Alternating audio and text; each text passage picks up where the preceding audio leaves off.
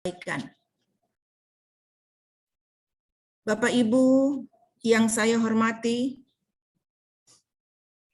saya berharap semoga kegiatan webinar implementasi kurikulum Merdeka yang diselenggarakan selama 2 hari berturut-turut dari tanggal 15 sampai dengan 16 Juli 2022 dapat diikuti oleh seluruh peserta dengan baik agar seluruh peserta lebih memahami implementasi kurikulum Merdeka.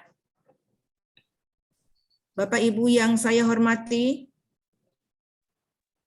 sebelum saya mengakhiri sambutan saya, atas nama pemerintah daerah Kabupaten Nabire melalui Dinas Pendidikan dengan memanjatkan puji dan syukur kehadirat Tuhan Yang Maha Kuasa.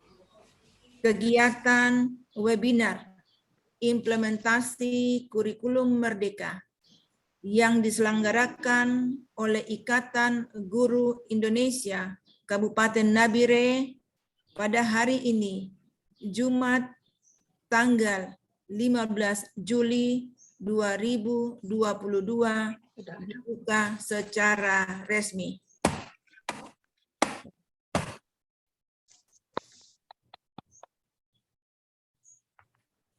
Demikian sambutan saya pada hari ini. Atas perhatian Bapak Ibu, saya ucapkan terima kasih. Kurang lebihnya mohon dimaafkan. Selamat mengikuti kegiatan webinar implementasi kurikulum Merdeka. Selamat siang, salam sejahtera untuk kita semua. Assalamualaikum warahmatullahi wabarakatuh. Om Swastiastu, salam kebajikan, Namo Buddhaya. Terima kasih. Ya, baik. Terima kasih kepada Ibu Kepala Dinas Pendidikan Kabupaten Nabire yang telah memberikan sambutan sekaligus membuka secara resmi kegiatan webinar implementasi kurikulum Merdeka yang dilaksanakan selama 2 hari, yaitu tanggal 15 sampai dengan 16 Juli 2022. Kepada Ibu, sekali lagi kami ucapkan terima kasih. Kalau masih berkenan, Ibu masih bersama-sama dengan kami ucapkan terima kasih. Tapi kalau mungkin ada kegiatan yang harus Ibu laksanakan, Ibu bisa meninggalkan ruangan. Ya, terima kasih sekali lagi Ibu, Tuhan memberkati. Baik, Bapak Ibu yang saya hormati, ya, untuk jadwal yang berikutnya adalah kurikulum Merdeka yang akan disampaikan oleh Ibu Hibatun Waifiroh, MPD. Beliau adalah Sekjen IKI Pusat. Namun rupa-rupanya masih belum bisa dihubungi.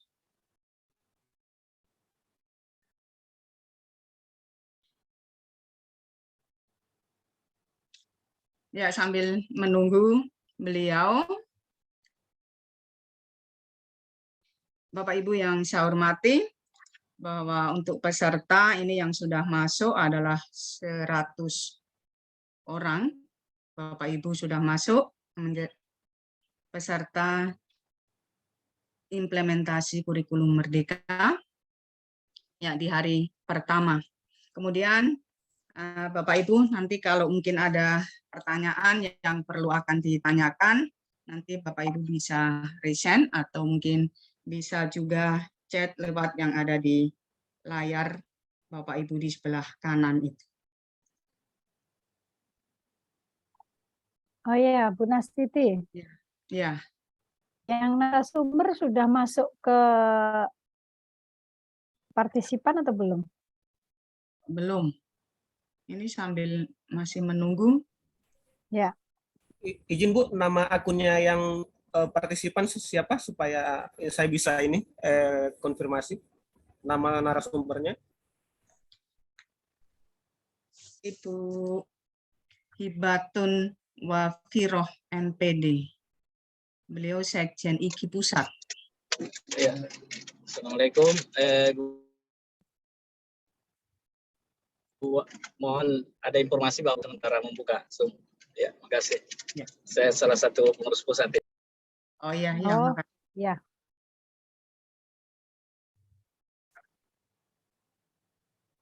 Ya, Bapak Ibu, kami berharap tetap mengikuti kegiatan ini ya, karena ini kegiatan ini sangat bagus untuk menambah wawasan dan juga untuk menambah ilmu pengetahuan, bahkan juga kalau kita lihat bahwa nanti kurikulum merdeka ini adalah kita semua sekolah nanti juga akan melaksanakan. Nah, sebelum kita melaksanakan kurikulum merdeka, yang pastinya bahwa kita semua harus mengetahui atau paham tentang kurikulum merdeka. Bapak Ibu yang saya hormati, untuk kegiatan hari ini kita nanti selesai jam 17.00 WIB ya. Kalau di Nabire atau Papua itu jam 5 sore. Kalau di Jawa berarti jam 3 sore. Kemudian akan dilanjutkan besok sore atau besok siang jam 3 sampai dengan jam 4:30 atau jam 15.00 sampai 16.30 WIT. Itu yang akan diisi oleh Ibu Nelly F. Karliana, SPD MPD. Beliau adalah Ketua Bidang Literasi IKI Pusat. Materi yang akan disampaikan adalah best praktik mengajar. Ini Bapak Ibu Guru, sangat penting untuk kegiatan ini karena ini jelas kita akan melaksanakan kegiatan, bahkan juga best praktik mengajar ini sangat perlu bagi Bapak Ibu Guru yang akan kita terapkan di sekolah kita masing-masing. Kemudian jam 16.30 sampai jam 17.00 WIB itu besok adalah penutupan. Itu untuk jadwal kegiatan selama 2 hari ini. Bapak Ibu mungkin sambil menunggu narasumber kita, kalau ada yang mau bertanya, disilakan. Iya. Pak Stanley, monitor Pak. Ya Bu, bagaimana Bu? Ya. Apakah kita perlu masuk ke link baru yang Pak Stanley kasih di grup? Untuk link barunya khusus yang tidak bisa bergabung di Zoom itu ada link barunya. Ada coba. Saya ada bikin paralel.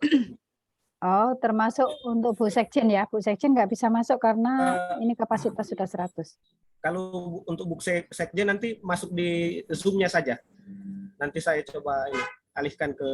Halo. Yang penting nama akunnya itu. Ya. Halo. Iya Pak. Iya. Pak. Iya, Namanya ini Bu Wafi. rupanya suaranya ini kedengarannya kurang bagus. Mungkin bisa dinaikkan lagi. Suaranya agak rendah, jadi kurang maksimal kedengarannya Ibu. Makasih. Apakah sekarang sudah bisa didengar, Pak? Halo? Suaranya jelas Bu, jelas Bu. Ya. Oke.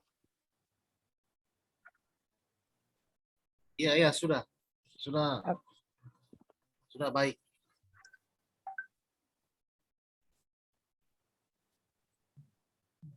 Ya, kita berarti nunggu Ibu Sekjen ya, Pak Stanley ya.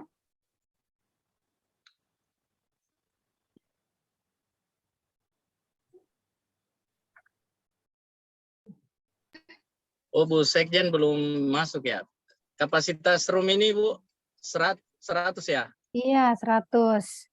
Jadi Kalau mungkin begitu saya keluar dulu ya. Saya bawa materi setelah ini Bu. Oh iya Bapak.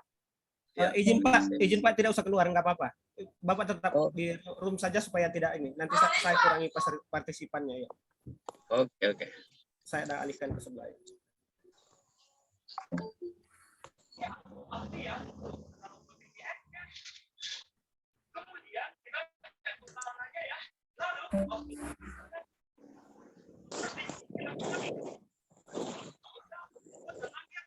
Ya, rupanya ada yang angkat tangan. Desain atau Bapak ya. Laswardi Sida. Ya,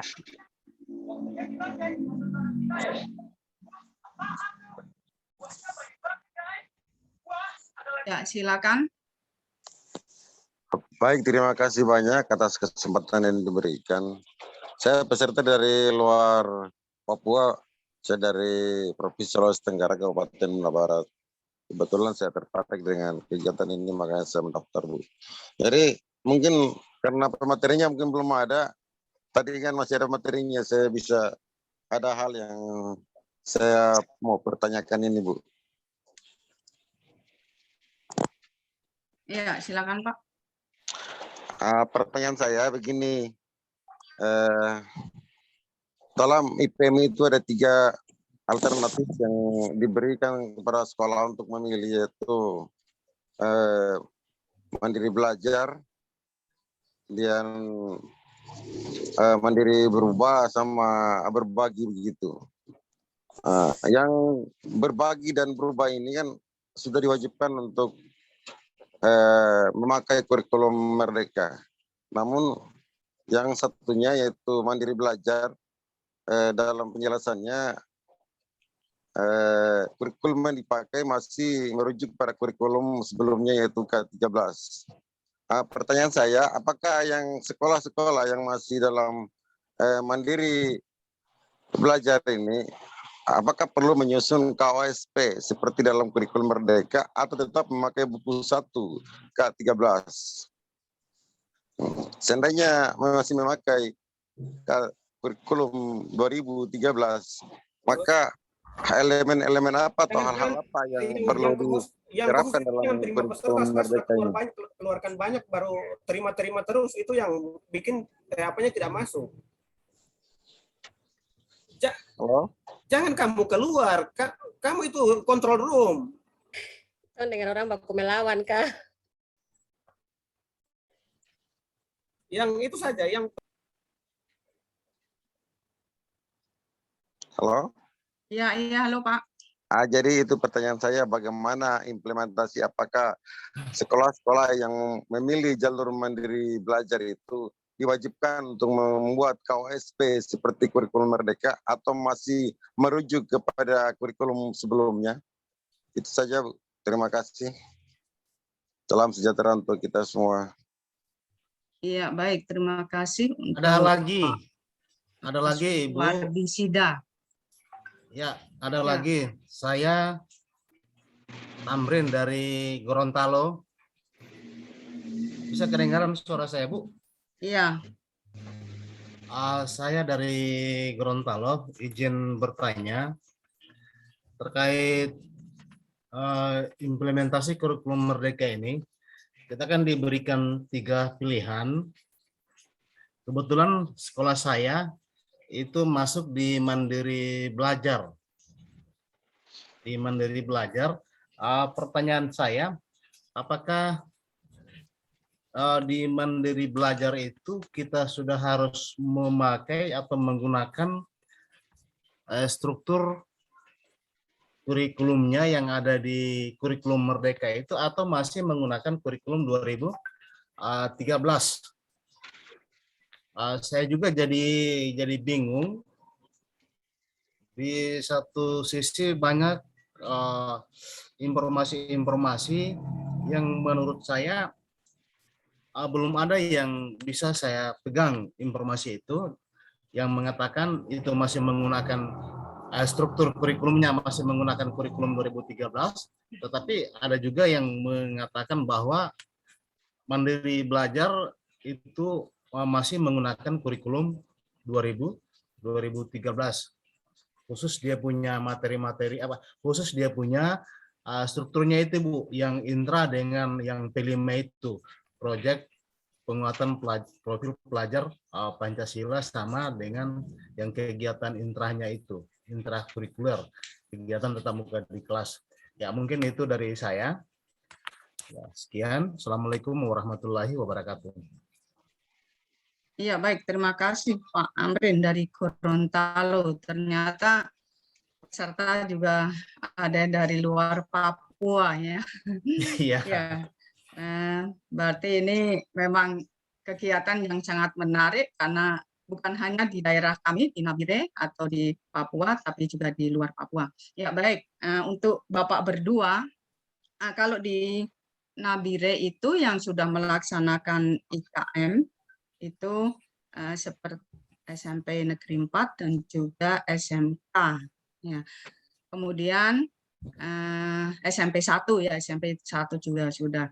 Cuman Bapak Ibu nanti untuk lebih jelasnya lagi ini akan disampaikan oleh Ibu Hibatun Wafiroh MPD. Beliau adalah Sekjen IKI Pusat yang akan menyampaikan materi tentang kurikulum merdeka. Nah, mungkin kalau ya saya juga sudah baca-baca saja, cuma untuk memberikan materi saya belum berani karena cuma membaca, kemudian untuk pelatihan saya juga belum ikut, hanya ikut tidak ikut keseluruhan. Dan memang mandiri IKM itu mandiri ada 3 ya, mandiri belajar, berubah, berbagi. Kalau di kami kebanyakan masih menggunakan kurikulum 2013, tapi ada juga yang sudah menggunakan kurikulum merdeka. Ya, mungkin ini nanti Bapak bisa tanyakan kembali ke narasumber yang akan sebentar akan menyampaikan. Kebetulan Bu makasih Bu. Ya, Siap, ada teman-teman, ya makasih Pak, ada teman-teman yang akan memberikan komentar atau mungkin penyampaian ke Bapak berdua, Pak Suwadi dan juga Pak Amrin. Silakan teman-teman.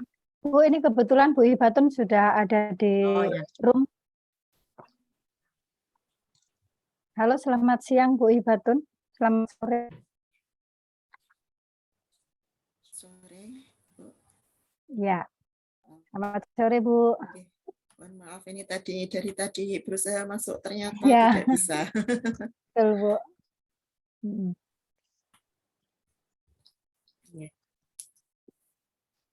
Iya, baik Ibu, selamat sore, selamat datang, dan selamat bergabung dengan kami.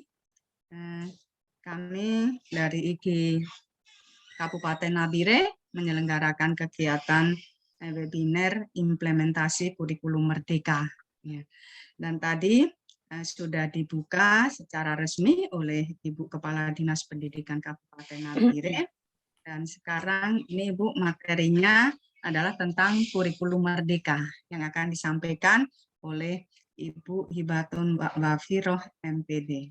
Ya, Ibu Sekjen IKI Pusat ya Bu ya, jangan sampai nanti kami salah sebut lagi nama, minta maaf kalau mungkin agak-agak salah. Ya, mungkin untuk menyingkat waktu Ibu, waktu langsung kami serahkan kepada Ibu bisa untuk memberikan materi kepada kami semua. Terima kasih Ibu, silakan.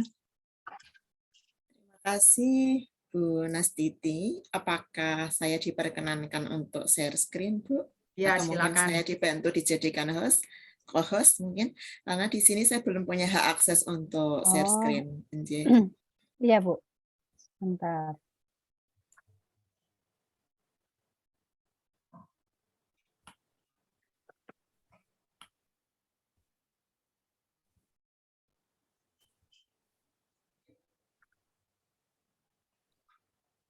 Sudah bisa Bu? Sudah.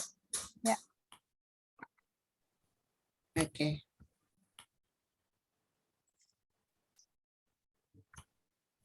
Baik, terima kasih. Saya akan memulainya. Assalamualaikum warahmatullahi wabarakatuh. Waalaikumsalam warahmatullahi wabarakatuh. Semangat pagi Bapak Ibu. Waalaikumsalam. Hebat dari Kabupaten Nabire dan mungkin pesertanya tidak hanya dari Nabire ya, tapi bisa jadi dari seluruh Indonesia. Bismillah, alhamdulillah, wassalatu wassalamu ala rasulillah, la hawla wa la quwata illa billah, amma ba'd. Yang terhormat Ketua IKI Napire, Bapak Dimyati, yang kami hormati para pengurus daerah IKI Kabupaten Napire, serta yang kami hormati Bapak Ibu peserta, baik itu dari Napire maupun dari kabupaten dan kota yang lain. Apakah Ibu Kepala Dinas masih berada di sini, Bapak Ibu? Ataukah sudah pamit? Okay. Kami mengucapkan terima kasih yang sebesar-besarnya pada Ibu Kepala Dinas Pendidikan yang sudah membuka kegiatan ini. Alhamdulillah, Bapak Ibu, apakah masih semangat di siang Semangat. ini? Ya, Semangat, Bu. alhamdulillah, Semangat, Bu. luar biasa. Modal pertama kita untuk belajar bersama adalah semangat. Modal kita untuk mengikuti sebuah seminar atau pelatihan atau kegiatan apapun adalah semangat. Terima kasih semangatnya. Baik, Bapak Ibu, saya mohon izin untuk share screen.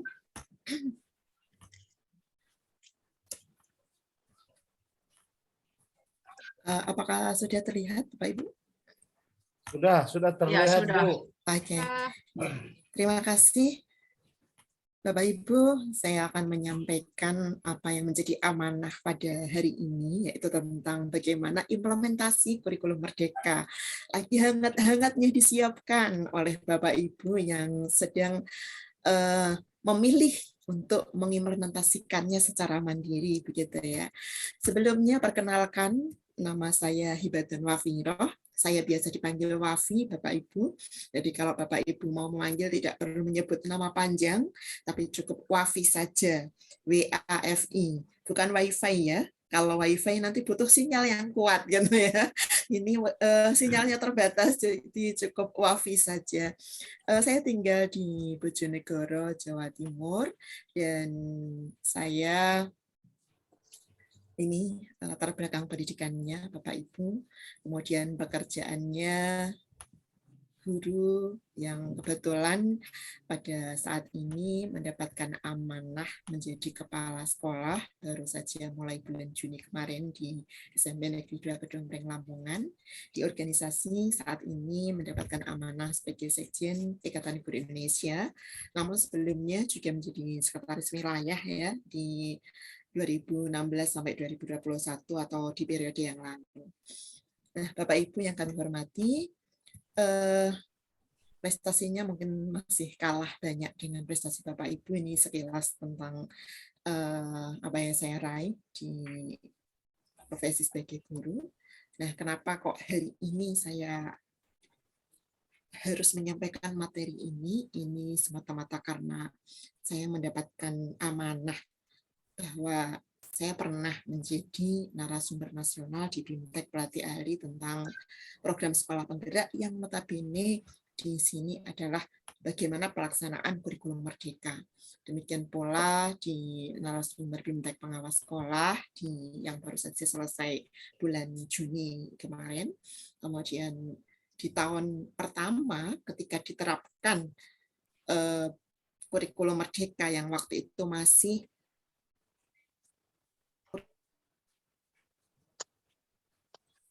kurikulum paradigma baru, kemudian diberi nama kurikulum prototype gitu ya, kemudian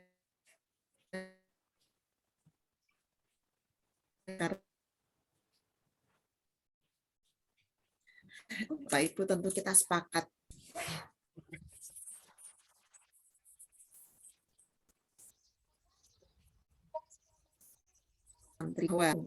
dan berinovasi. Kita sebagai guru harus terus belajar karena bagaimanapun yang kita hadapi, apapun itu akan terus memberikan pembelajaran. Maka benar mungkin apa kita sepakat mungkin ya, saya apakah Bapak Ibu sepakat apa tidak, tapi saya yakin Bapak Ibu sepakat inovasi. Baik Bapak Ibu, mari kita belajar bersama tentang bagaimana sih kurikulum Merdeka. Nah, sebagaimana kita ketahui bahwa konteks perubahan kurikulum Merdeka ini didasari pada yang pertama teori belajar. Teori belajar akan semakin humanis gitu ya terus-menerus. Kemudian yang kedua di era yang semakin ke sini kita semakin memahami eranya seperti apa. atau bisa dikatakan era industri, bahwa landscape pekerjaan kita berubah. Anak-anak dulu ketika kita tanya, apa sih cita-citanya? Mereka akan menjawab dokter, guru, pilot gitu ya, atau polisi atau yang lain. Tetapi sekarang tentu berbeda. Apa ini kira-kira kalau anak sekarang ditanya Bapak Ibu? Mereka akan menjawab secara kekinian gitu ya. YouTuber. Konten kreator atau yang lain. Ya. Nah, ini berarti dibutuhkan kompetensi yang berbeda dari yang sebelum-sebelumnya. Ada soft skill atau karakter yang dibutuhkan juga berbeda gitu ya. Nah, kemudian yang ketiga, kita akan meluruskan kembali di kurikulum ini bahwa anak-anak itu belajar tidak ijazah. Anak-anak tidak belajar untuk mendapatkan nilai, tapi anak-anak belajar untuk hidup. Kemudian yang keempat, bahwa kita menyadari ada desentralisasi sekolah. Pemerintah sangat menyadari ini dan memahami bahwa kondisi setiap sekolah, setiap daerah tentu berbeda, sehingga perlu diberi ruang otonomi. Kemudian yang kelima, diharapkan kita semua para guru ini menerapkan kurikulum berdiferensiasi, kurikulum yang luas, yang mewadahi kebutuhan abad 21 dan potensi anak, kemudian kurikulum yang menguatkan jati diri bangsa Indonesia. Dan yang keenam, kita perlu menerapkan merdeka belajar, bahwa kita adalah guru-guru yang merdeka, bahwa anak-anak adalah pribadi yang merdeka, bahwa warga masyarakat, SDM kita adalah pribadi-pribadi yang merdeka sekolah, merdeka belajar, dan menjadi SDM yang bisa beradaptasi, melakukan inovasi, dan juga kolaborasi untuk kehidupan yang lebih baik. Nah, Bapak Ibu yang kami hormati, kita tahu bahwa kurikulum ini itu diawali dari bagaimana sih kronologi di masa pandemi seperti apa, menengok kembali di pra-pandemi seperti apa, hingga akhirnya di saat pandemi ini kita diberi pilihan, sempat diberi pilihan ada kurikulum 2013, kurikulum darurat atau kurikulum yang disederhanakan gitu ya. Lalu di tahun 2021 ada tambahan lagi yaitu kurikulum merdeka yang waktu itu belum ada namanya tapi baru diterapkan untuk sekolah penggerak. Nah, semuanya ini orientasinya adalah untuk pemulihan pembelajaran. Waktu pandemi seperti apa kita tahu. Ada banyak anak yang mungkin seperti kehilangan semangat belajar. Atau dikatakan belajar tapi ternyata tidak belajar gitu ya. Nah, ini makanya perlu dipulihkan. Nah, dalam masa pemulihan ini kita diberi pilihan.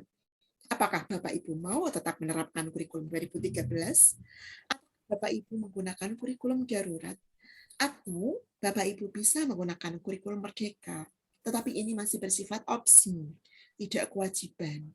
Kenapa demikian?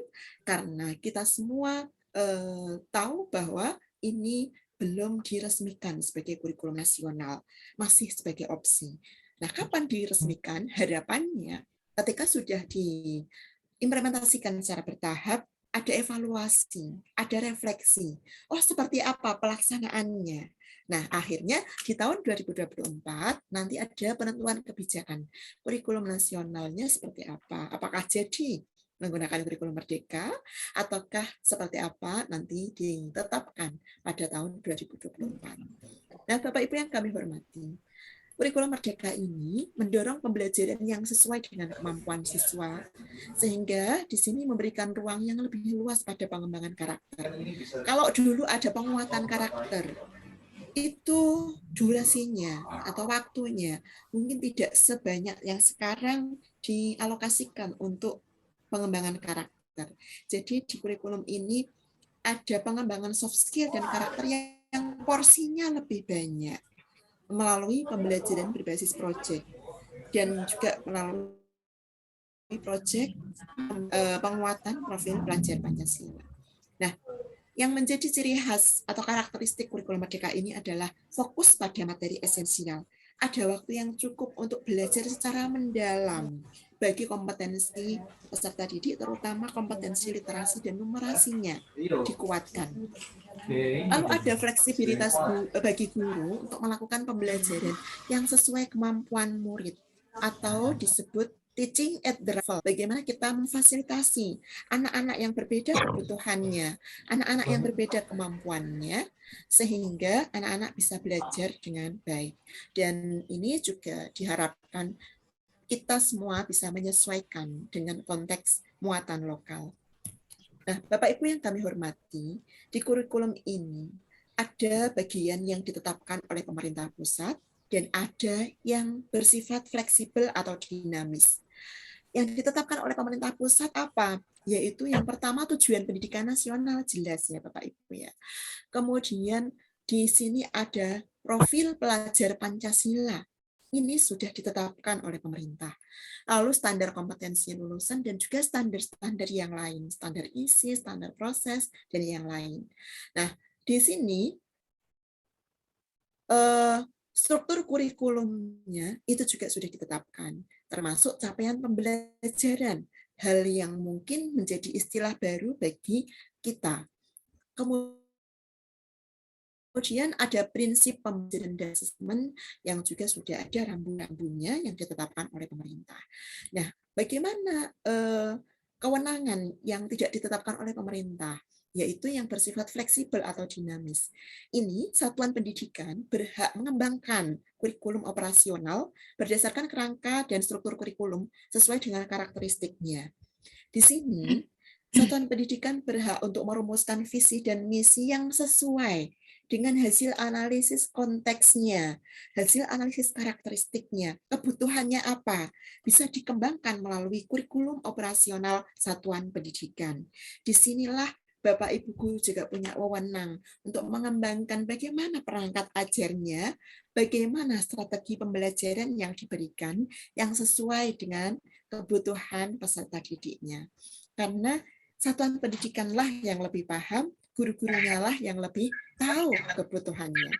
Nah, Bapak Ibu yang kami hormati, di sini ada istilah-istilah baru mungkin, meskipun sekarang sudah tidak menjadi istilah baru lagi bagi kita ya. Jadi misalnya profil pelajar Pancasila, yaitu kompetensi dan karakter yang tertuang dalam 6 dimensi. Nah, ini adalah gambaran profil pelajar kita nanti. Profil lulusan kita nanti seperti apa? Tercermin dalam profil pelajar Pancasila. Struktur kurikulumnya sudah ditetapkan, nanti kita lihat. Kalau capaian pembelajarannya sudah ditetapkan. Kalau Bapak Ibu mengikuti perkembangan, ada keputusan yang nomor 008 sudah kemudian direvisi menjadi 033. Gitu. Nah, kemudian prinsip pembelajaran nanti juga bisa dipelajari. Nah, Bapak Ibu yang kami hormati, bagaimana penerapan profil pelajar Pancasila ini? Nah, di kurikulum Merdeka ini, Bapak Ibu, untuk kompetensi dan karakter yang dijabarkan dalam profil pelajar Pancasila, ini diterapkan dalam keseharian melalui intrakurikuler, kokurikuler, dan juga ekstrakurikuler. Di intrakurikuler, itu terintegrasi dalam pembelajaran. Kemudian di proyek, di kokurikuler bisa memperdalam intrakurikuler. Ini ditambah ada proyek, jadi proyek penguatan profil pelajar Pancasila. Di sini tidak untuk memperdalam atau mencapai capaian pembelajaran tertentu dalam mapel tertentu, tapi ini bersifat lintas disiplin ilmu yang berbasis pada kebutuhan masyarakat atau permasalahan di lingkungan sekolah yang orientasinya adalah mencapai dimensi karakter profil pelajar Pancasila. Nah, kemudian ada ekstrakurikuler, ini sudah hal biasa bagi kita, yang merupakan kegiatan untuk mengembangkan minat dan bakat peserta didik. Kalau sudah terintegrasi di semua kegiatan, intra, kokurikuler, ekstra, maka akan menjadi ada budaya sekolah, iklim sekolah yang positif, pola interaksi dan komunikasi yang positif di sekolah tersebut. Nah, implikasi penerapan kurikulum ini, maka sekolah harus berdaya, Bapak Ibu. Sekolah kita harus berdaya, harus bergerak, harus punya inisiatif. Kemudian yang kedua, guru harus aktif, kreatif, inovatif.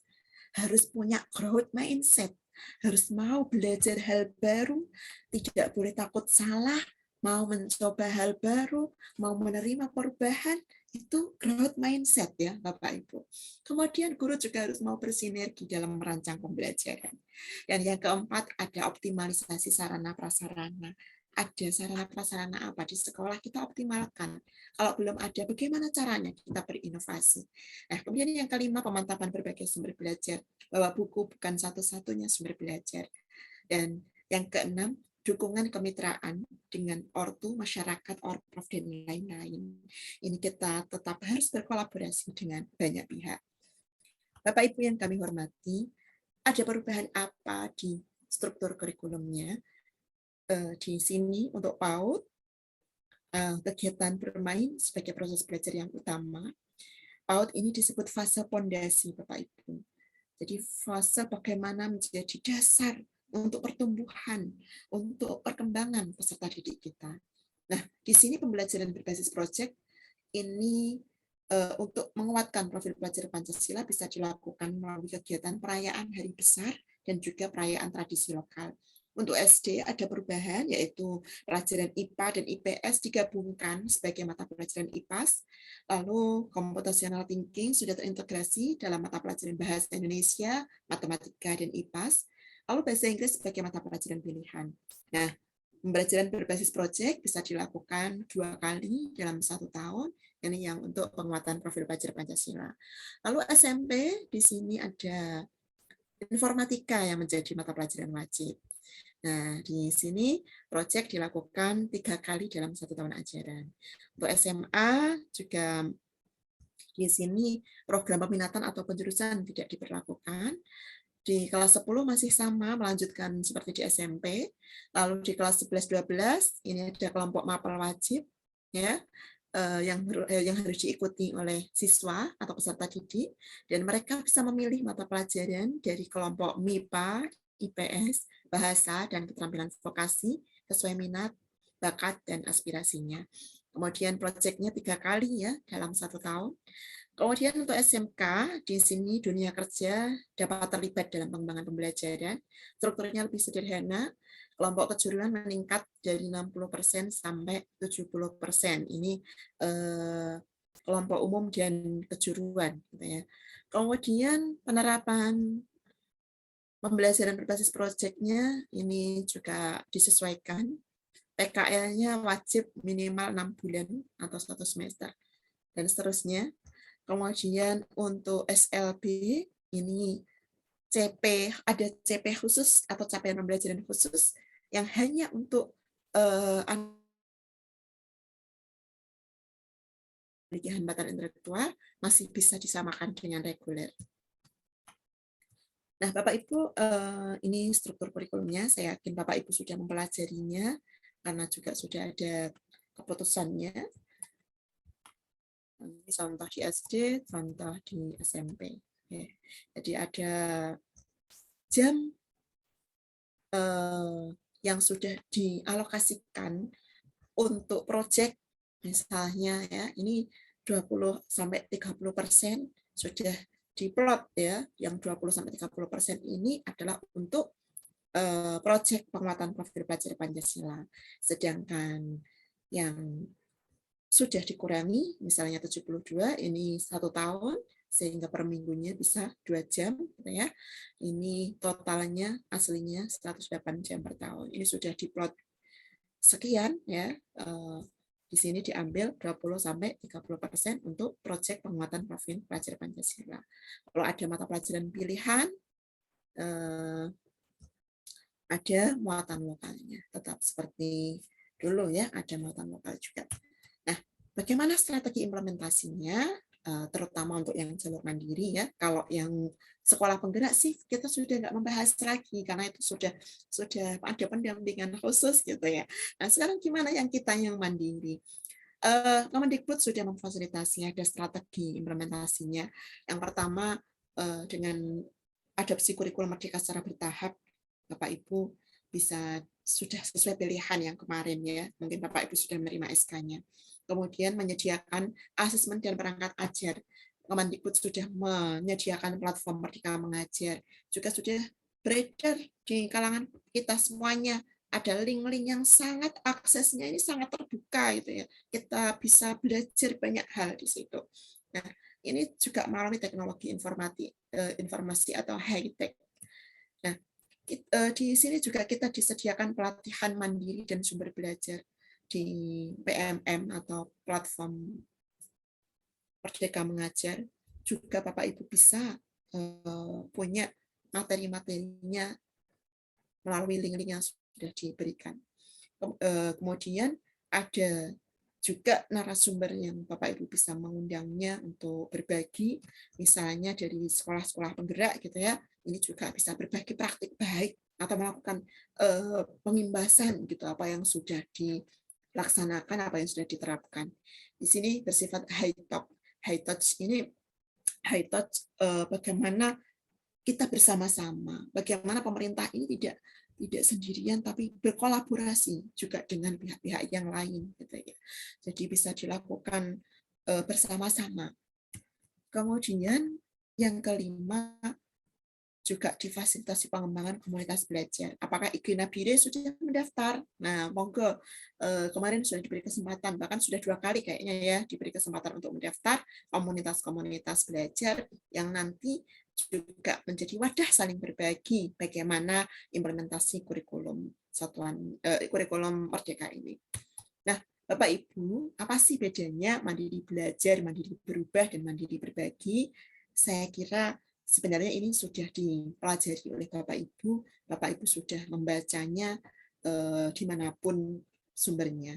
Tetapi mungkin saya perlu mengulang kembali bahwa untuk mandiri belajar, ini pilihannya adalah memberikan kebebasan kepada satuan pendidikan untuk menerapkan beberapa bagian dari prinsip kurikulum Merdeka tanpa mengganti kurikulum satuan pendidikan yang diterapkan. Kalau misalnya Bapak Ibu kemarin menggunakan kurikulum 2013, monggo lanjut kurikulum 2013. Tapi kalau Bapak Ibu menggunakan kurikulum darurat atau kurikulum 2013 yang disederhanakan sebagai upaya pemulihan pembelajaran juga tidak apa-apa. Bahkan itu lebih esensial. Itu juga sangat baik. Maka ini yang diterapkan oleh satuan pendidikan yang memilih mandiri belajar. Boleh ditambah proyek misalnya, karena bagian dari prinsip kurikulum Merdeka atau bagian dari kurikulum Merdeka ini ada proyek. Mau mencoba menambah ya, ada tambahan jam untuk mendapatkan atau menerapkan bagaimana pelaksanaan proyek itu bagus sekali. Nah, kemudian mandiri berubah. Apa bedanya? Untuk mandiri berubah, ini kita diberikan keleluasaan atau satuan pendidikan diberi keleluasaan untuk menerapkan dengan menggunakan perangkat ajar yang sudah disediakan di platform Merdeka Mengajar atau di link yang sudah diberikan sebagai contoh gitu ya. Ini Bapak Ibu diperkenankan. Tapi tidak berarti benar-benar persis ya Jam Bapak 5 Ibu. masa selesai, kalau kan mau pulang mau santai. Bapak Ibu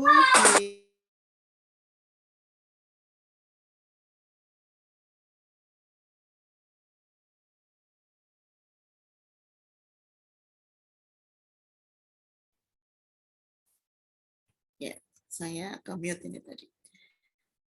Oke, Bapak Ibu, saya ulangi. Di Mandiri Berubah, Bapak Ibu dipersilahkan untuk memodifikasi sesuai dengan karakteristik dan kebutuhan satuan pendidikan. Karakteristik peserta didiknya seperti apa, gitu ya. Ini disesuaikan. Lalu Mandiri Berbagi ini untuk satuan pendidikan yang menerapkan kurikulum Merdeka dengan mengembangkan sendiri perangkat ajar pada satuan pendidikannya. Nah, ini boleh untuk Mandiri Berbagi ini mengembangkan sendiri, tapi tetap mengacu pada contoh-contoh yang ada, tetap menggunakan prinsip-prinsip yang ada. Tapi untuk saran saya sih, untuk tahun pertama kita lebih ke Mandiri Berubah, bagaimana tetap menggunakan contoh-contoh yang ada, tapi disesuaikan dengan kebutuhan dan karakteristik satuan pendidikan, karakteristik peserta didik kita. Nah, ini semua langkah-langkahnya sudah ada di surat edaran GTK nomor 19/B1B5/GT0103/2022. Jadi Bapak Ibu bisa membacanya. Nah, di surat tersebut Bapak Ibu dipersilahkan untuk melangkah seperti ini. Jadi silakan Bapak Ibu mengunduh dan menginstal platform Merdeka Mengajar. Sudah ya Bapak Ibu ya, di sini sudah semua ya. Jadi Bapak Ibu bisa mengunduh aplikasinya, menginstal, atau kalau misalnya Bapak Ibu, saya ini kuotanya terbatas, ini memorinya. Jadi saya bisa nggak pakai aplikasi, bisa Bapak Ibu. Bisa langsung diakses melalui laman kemendikbud.go.id di situ. Monggo nanti bisa langsung belajar di situ. Tapi tetap loginnya harus menggunakan akun Belajar ID. Kemudian Bapak Ibu di situ dipersilakan menyaksikan video inspirasi, video implementasi kurikulum Merdeka sesuai dengan jenjang Bapak Ibu. Bapak Ibu di jenjang pendidikan apa, silahkan dipilih. Lalu Bapak Ibu juga dipersilakan mengikuti pelatihan mandiri di platform tersebut. Kemudian Bapak Ibu juga belajar bagaimana sih asesmen, bagaimana sih perangkatnya gitu ya. Nah, termasuk Bapak Ibu bisa menyimak bagaimana praktik baik yang sudah dibagi oleh teman-teman yang sudah melakukan penerapan kurikulum Merdeka di sekolah penggerak. Nah, juga ada komunitas belajar yang Bapak Ibu juga bisa bergabung di situ untuk berdiskusi dan belajar bersama. Dan Bapak Ibu juga bisa bergabung di kanal Telegram implementasi kurikulum Merdeka sesuai dengan pilihan, apakah mandiri belajar, ataukah mandiri berbagi, atau mandiri berubah, itu ada grup Telegramnya masing-masing. Nah, Bapak Ibu yang kami hormati, di platform ini Bapak Ibu dipersilahkan untuk belajar. Ya, bisa kalau yang Kemenak bisa menggunakan akun Madrasah Kemenak, ya. Ada madrasah.kemenak.go.id. Nanti silahkan dicoba. Untuk yang belajar ID juga silahkan dicoba. Bapak Ibu tidak hanya bisa belajar di situ, tapi juga bisa mengajar dengan beberapa acuan yang sudah ada di situ. Kemudian bisa berkarya atau berbagi juga di platform Merdeka Mengajar ini. Apa untuk mengajar, apa yang disediakan, Bapak Ibu juga sudah ada perangkat ajarnya, juga sudah ada bagaimana format asesmennya. Lalu Bapak Ibu juga bisa belajar atau mengikuti pelatihan secara mandiri, juga bisa mengakses dengan di video inspirasi. Nah, Bapak Ibu yang kami hormati, selain itu Bapak Ibu sudah bisa berkarya juga kalau sudah aktif di masuk bereksplorasi dan juga berbagi di sini ya, di platform ini. Nah, Bapak Ibu, apa sih yang harus dipelajari? Yang paling urgent, karena di situ banyak sekali materinya. Bapak Ibu, yang paling urgent adalah bagaimana sih konsep Merdeka Belajar. Itu Bapak Ibu penting sekali untuk mempelajarinya. Kemudian yang kedua, tentang kurikulum. Tidak hanya tentang kurikulum Merdeka, tapi bagaimana sih konsep itu juga Bapak Ibu perlu mempelajarinya. Lalu bagaimana profil pelajar Pancasila juga sudah jelas sekali di situ dipaparkan. Kemudian perencanaan pembelajaran seperti apa, lalu asesmen, lalu bagaimana penyesuaian pembelajaran dan proyek penguatan profil pelajar Pancasila. Nah, Bapak Ibu kembali ke kurikulum Merdeka ini, bahwa Bapak Ibu memiliki fleksibilitas atau wewenang untuk mengembangkan kurikulum operasional satuan pendidikan. Nah, di sini kalau tadi ini kan yang garis di atas panah ini kan sudah ditetapkan pemerintah ya Bapak Ibu ya.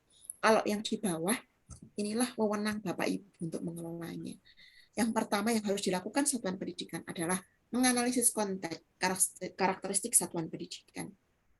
Nah, kalau sudah dianalisis, apa sih kelemahannya, apa keunggulannya, lalu bagaimana sih karakter peserta didiknya, kebutuhan peserta didiknya, bagaimana potensinya, bagaimana masyarakatnya, bagaimana SDM-nya, bagaimana sarana prasarananya, bagaimana budaya yang ada di lingkungannya.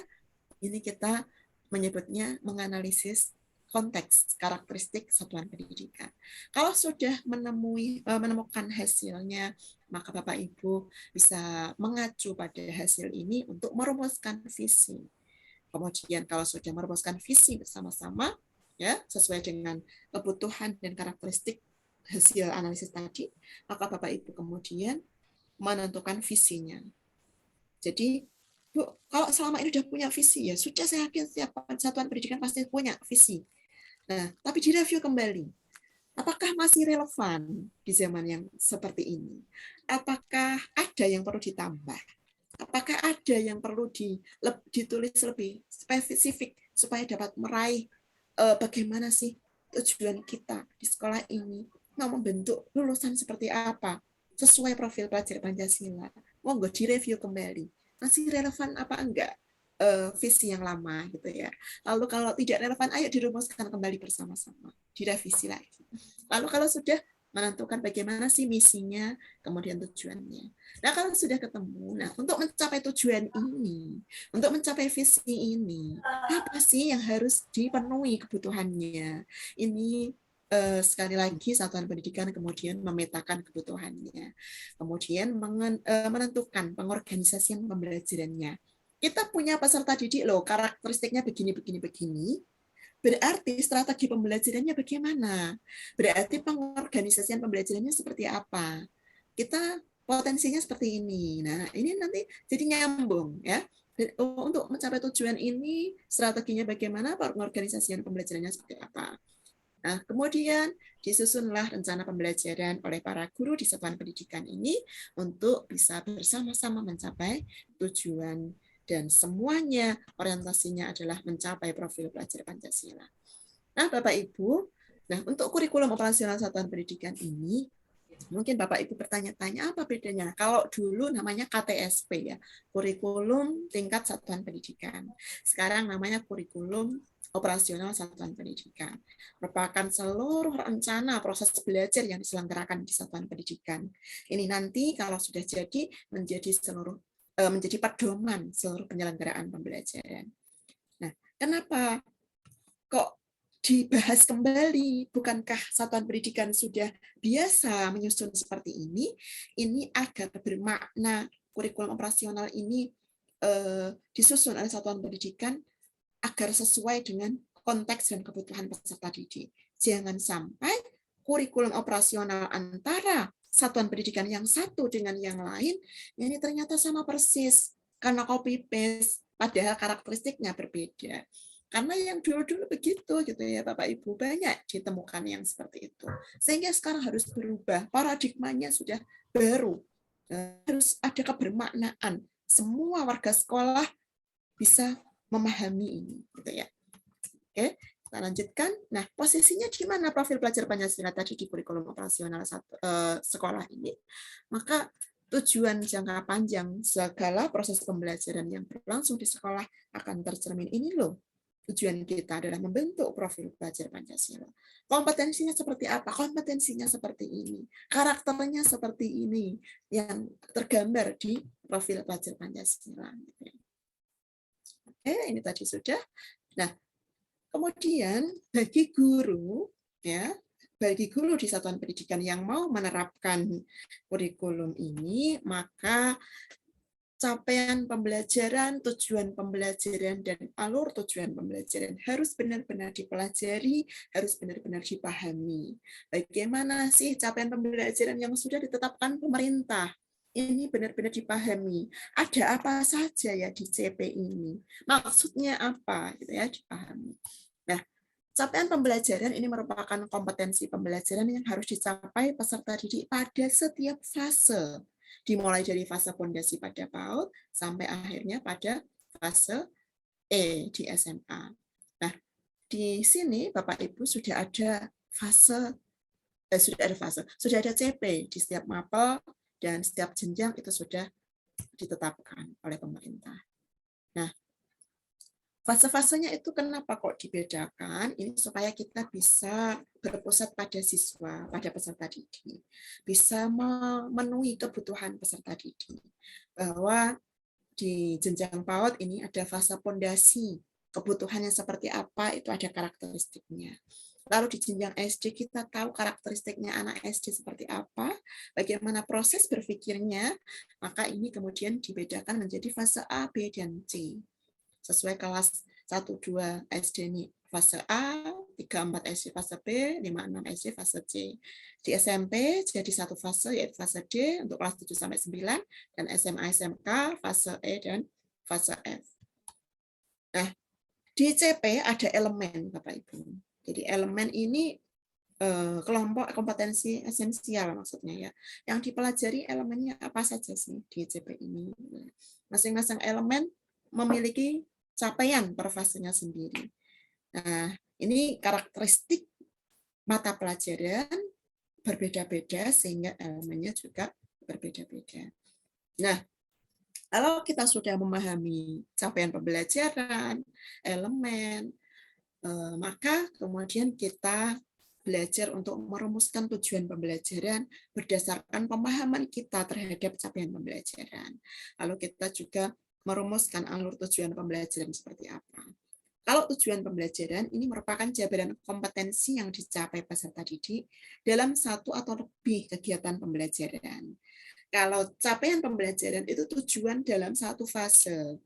Jadi jangkauannya lebih panjang ya, durasinya lebih panjang. Kalau tujuan pembelajaran itu kompetensi yang dicapai dalam satu atau lebih kegiatan pembelajaran. Lalu alur tujuan pembelajaran ini merupakan rangkaian tujuan pembelajaran yang tersusun secara sistematis dan logis ya. Jadi urutan pembelajaran sejak awal sampai akhir fase seperti apa? Urut-urutannya ini bagaimana? Tahap-tahapnya gitu ya. Itu alur tujuan pembelajaran. Nah, kalau sudah memahami tujuan pembelajaran, alur tujuan pembelajaran, maka Bapak Ibu bisa menyusun modul ajar. Kalau untuk mandiri berubah katanya sudah menggunakan perangkat yang ada, ya. Tapi paling tidak kita paham alurnya, paling tidak kita paham maknanya dari modul ajar itu, gitu ya. Nah, satuan pendidikan ini dapat merumuskan tujuan pembelajaran dan alur tujuan pembelajaran secara mandiri. Kenapa kok harus secara mandiri, Bapak Ibu? Karena yang paling paham kebutuhan dan karakteristik peserta didik di satuan pendidikan Bapak Ibu adalah Bapak Ibu guru di satuan pendidikan tersebut. Nah, di tujuan pembelajaran ini nanti ada dua hal yang wajib ada, yaitu kompetensi dan konten. Kompetensi itu kemampuan yang mencakup sikap, pengetahuan, dan keterampilan yang dapat didemonstrasikan peserta didik. Kalau konten itu materinya apa? Ya, materinya apa, ruang lingkup materinya seperti apa, konsepnya apa, itu konten. Mohon maaf, Pak Bu Moderator, saya diberi waktu sampai jam berapa ini? Iya, sampai jam 16.20, Bu. Jadi saya ada waktu berapa menit lagi? 10 menit, Bu. Kasih. Oke, baik, saya lanjutkan ya. Terima kasih, Bu. Baik, Bapak Ibu. Nah, untuk kriteria alur tujuan pembelajaran atau ATP, ini menggambarkan urutan pengembangan kompetensi yang harus dikuasai peserta didik. Nah, ATP dalam satu fase ini menggambarkan cakupan dan tahapan pembelajaran secara linear, pembelajaran yang linear. Kemudian ATP keseluruhan fase menggambarkan cakupan dan tahapan pembelajaran antar fase.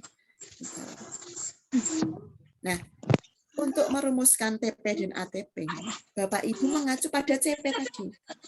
CP yang sudah ditetapkan, itu diterjemahkan atau dipahami, kemudian dirumuskan tujuan pembelajaran. Dimensi profil pelajar Pancasila apa yang mau dikuatkan di sini, itu Bapak Ibu yang lebih paham, yang karakter tujuan pembelajarannya apa, sehingga disesuaikan. Nah, dalam CP itu mengandung kompetensi dan konten. Sehingga nanti ketika sudah dianalisis mana kompetensinya, mana kontennya, maka Bapak Ibu bisa merumuskan tujuan pembelajarannya. Contoh kompetensi, ya, mengamati, menyusun pertanyaan, menjawab pertanyaan, ini kompetensi. Kemampuan yang diharapkan dimiliki oleh peserta didik dalam pembelajaran. Ya. Lalu konten ini adalah materinya. Nah, jadi ada kompetensi, ada konten. Dari mana kita melihat kompetensi apa? Itu dari CP. Contoh bidang studi IPAS. IPAS itu tadi ya, gabungan antara IPA dan IPS di SD. Bunyinya begini. Jadi kalau Bapak Ibu lihat di sini, CP-nya itu satu paragraf, Bapak Ibu, satu paragraf. Di akhir fase A, peserta didik, bla bla bla bla sampai akhir. Nah, tapi satu paragraf ini kan terdiri dari banyak kalimat ya Bapak Ibu ya. Kalau Bapak Ibu perhatikan di sini, di akhir fase A, nah setiap CP pasti bunyinya di akhir fase A, di akhir fase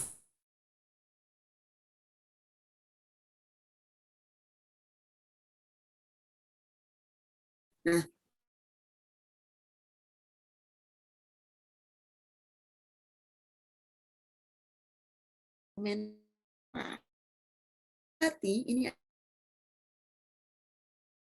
dewa adalah ajar.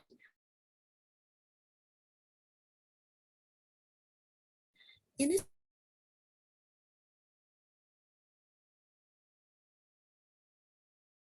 dan seterusnya. Apa Bapak Ibu? Kemudian materinya atau kontennya.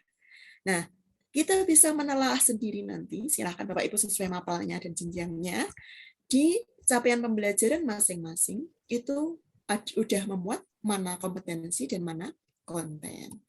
Nah, sehingga setiap guru bisa menganalisis, mengidentifikasi. Oh, ternyata dari CP itu ini loh kompetensi yang harus dicapai peserta didik. Oh, ini kontennya tentang fenomena dan peristiwa di lingkungan sekitar. Nah, guru di satuan pendidikan ini menyepakati apa ya fenomena dan peristiwa di lingkungan sekitar kita. Oh, coba kita konsep waktu siang dan malam. Nah, ini terserah di guru tersebut, di satuan pendidikan tersebut. Oh iya, kita mengambil materi ini. Ya, jadi di CP-nya tertulis fenomena dan peristiwa sekitar, ya, peristiwa lingkungan sekitar.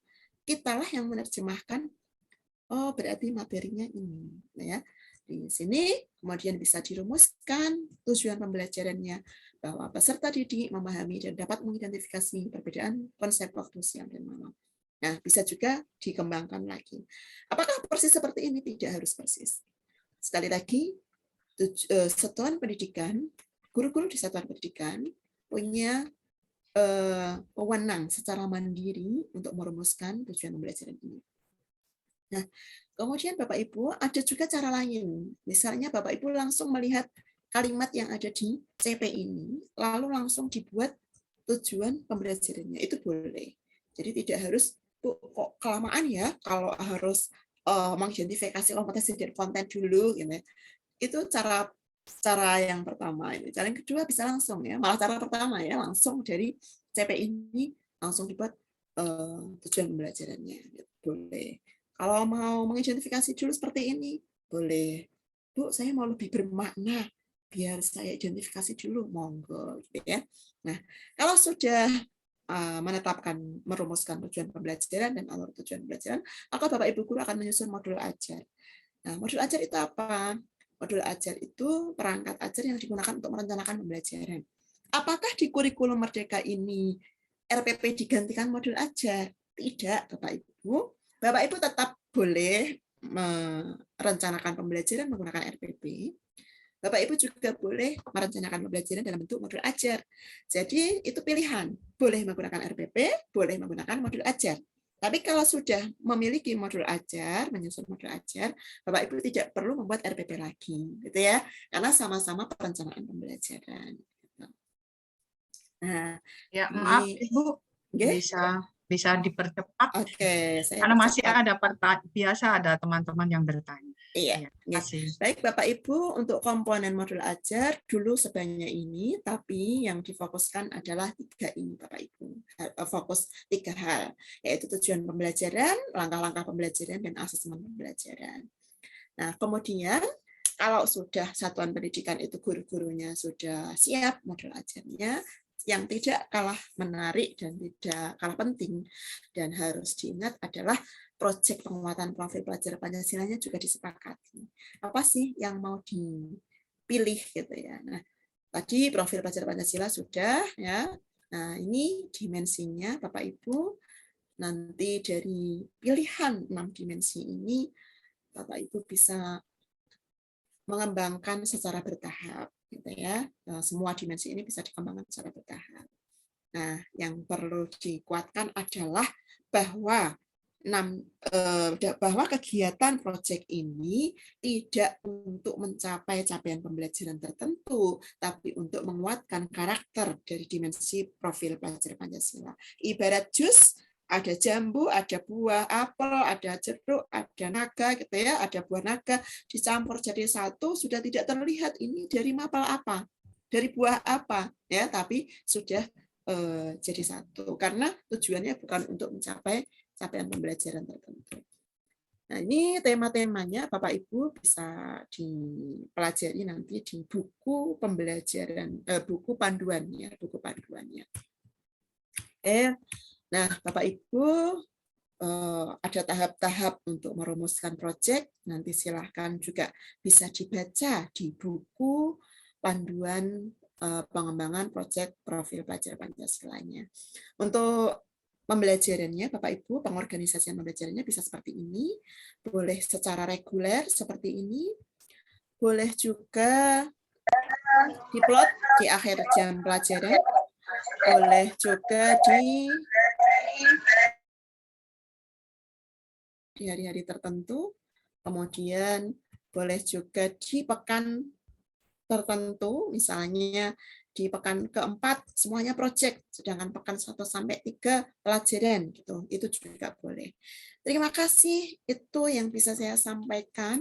Semoga bermanfaat dan berkah bagi kita semuanya. Terima kasih, kurang lebihnya mohon maaf. Wassalamualaikum warahmatullahi wabarakatuh. Iya, baik. Terima kasih kepada Ibu Fatun Wafiroh yang telah menyampaikan materi tentang kurikulum merdeka. Ibu masih bisa yang bertanya, Kak, Bu? 2 orang saja ya, Bu, ya? Monggo, silahkan. Ya, 2 orang saja, karena Bapak Ibu yang mau bertanya silakan, dibatasi 2 orang karena masih ada 1 materi lagi. Atau mungkin sudah pas, cuman teman-teman minta materi untuk di-share nanti, Bu. Oke, nanti saya kirim ke Pak Ketua ya, Bu, ya. Bagaimana Bapak Ibu, atau pas kah?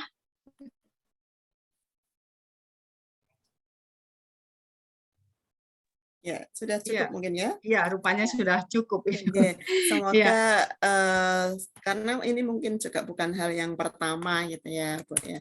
Oke, nanti lebih implementatif ketika sudah menyimak bagaimana sih praktik baik. Mohon izin Ibu. Oke. Saya ada pertanyaan. Kebetulan tadi saya sudah bertanya, tapi mungkin lebih pasnya kalau dari narasumbernya langsung yang memberikan penjelasan. Terkait kurikulum merdeka ini, Bu, kebetulan sekolah kami itu memilih mandiri belajar. Ya, saya singkat saja pertanyaannya. Yang menjadi pertanyaan saya, apakah di mandiri belajar itu kita sekolah sudah harus menerapkan kurikulum merdeka atau masih menggunakan kurikulum 2013 terutama untuk mata-mata pelajarannya itu, Bu? Saya juga masih bingung karena mandiri belajar apa sudah harus menerapkan muatan kurikulumnya sudah harus kurikulum merdeka atau masih menggunakan kurikulum 2013. Ya, mungkin itu saja, Bu, pertanyaan saya. Karena kemarin saya lihat untuk di kelas 10 itu kan sudah tidak ada penjurusan lagi. Jadi sama semua untuk di SMA, Bu, SMA. Ya, itu saja, Bu. Sekian, terima kasih. Assalamualaikum warahmatullahi wabarakatuh. Waalaikumsalam warahmatullahi wabarakatuh. Mungkin saya jawab langsung saja ya, Bu. Terima kasih Pak Tamrin. Pertanyaan yang menarik ya, bahwa bagaimana untuk mandiri belajar. Kalau mandiri berubah jelas ya menggunakan kurikulum merdeka. Mandiri berbagi juga. Nah, mandiri belajar dipersilakan menggunakan kurikulum 2013 atau kurikulum darurat. Kurikulum darurat ini berarti kurikulum 2013 yang disederhanakan. yaitu yang materi esensial. Kenapa demikian? Karena kurikulum Merdeka sebenarnya kan juga karakteristiknya esensial ya Pak ya. Sehingga kalau bisa, kalau memang kemarin di masa pandemi itu menggunakan kurikulum darurat atau kurikulum 2013 yang disederhanakan, maka itu dilanjut saja. Nah, lalu apa sih yang perlu diterapkan? Paradigma baru. Growth mindset-nya, paradigma barunya, ini diterapkan. Kemudian bagaimana pembelajaran berdiferensiasi. Nah, ini pembelajaran yang teaching at the right level-nya. Jadi secara konteksnya, nanti Bapak dan teman-teman sudah menerapkan kurikulum, prinsip kurikulumnya, tetapi kontennya masih kurikulum 2013. Nah, kalau Bapak Ibu di Mandiri Belajar ini berkenan untuk menambah waktu jam pembelajaran, itu bisa ditambah dengan proyek penguatan profil pelajar Pancasila. Nah, ini dipersilahkan untuk menerapkan, gitu Pak. Tapi untuk kurikulumnya masih tetap menggunakan kurikulum 2013 atau kurikulum darurat tadi. Kurikulum darurat ini maksudnya kurikulum 2013 yang disederhanakan ya Pak. Nah, emang banyak teman-teman yang kok kayaknya jadi nggak terasa ya kurikulumnya. Loh, sebenarnya kalau diterapkan prinsip pembelajarannya itu terasa banget Pak nanti. Ada pola pikir yang baru, ada mindset yang baru. Bagaimana pembelajaran berdiferensiasi, bagaimana pembelajaran yang lebih menguatkan orientasinya ke peserta didik gitu ya. Nah, itu Pak yang perlu diterapkan. Oke.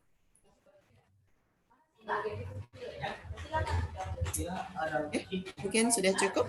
Iya, bagaimana Pak Tamrin? Jelas ya Pak Tamrin? Ya, terima kasih Ibu untuk materi yang telah disampaikan dan juga teman-teman menunggu materinya. Ya. Mungkin ada hal-hal yang kurang berkenan di hati Ibu, kami mohon maaf.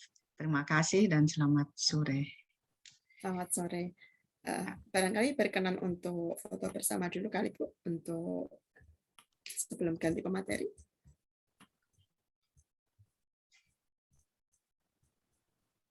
Iya, kita foto bersama Pak Stanley. Ya, Pak Tamrin bisa open kamera, juga Bapak Ibu yang lain ya.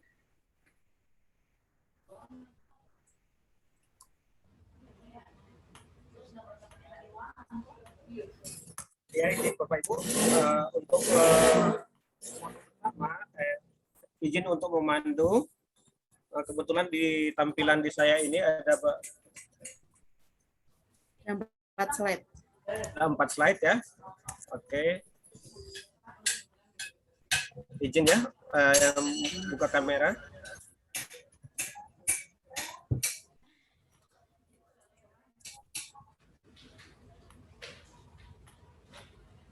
Oke.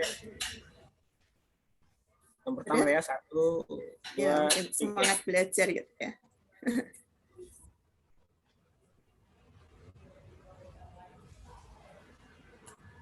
Oke, izin untuk slide yang kedua.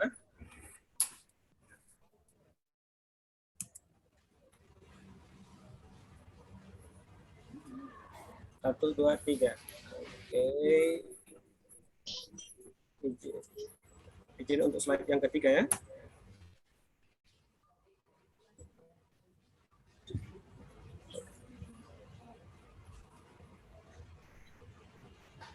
Oke, 1, 2, 3.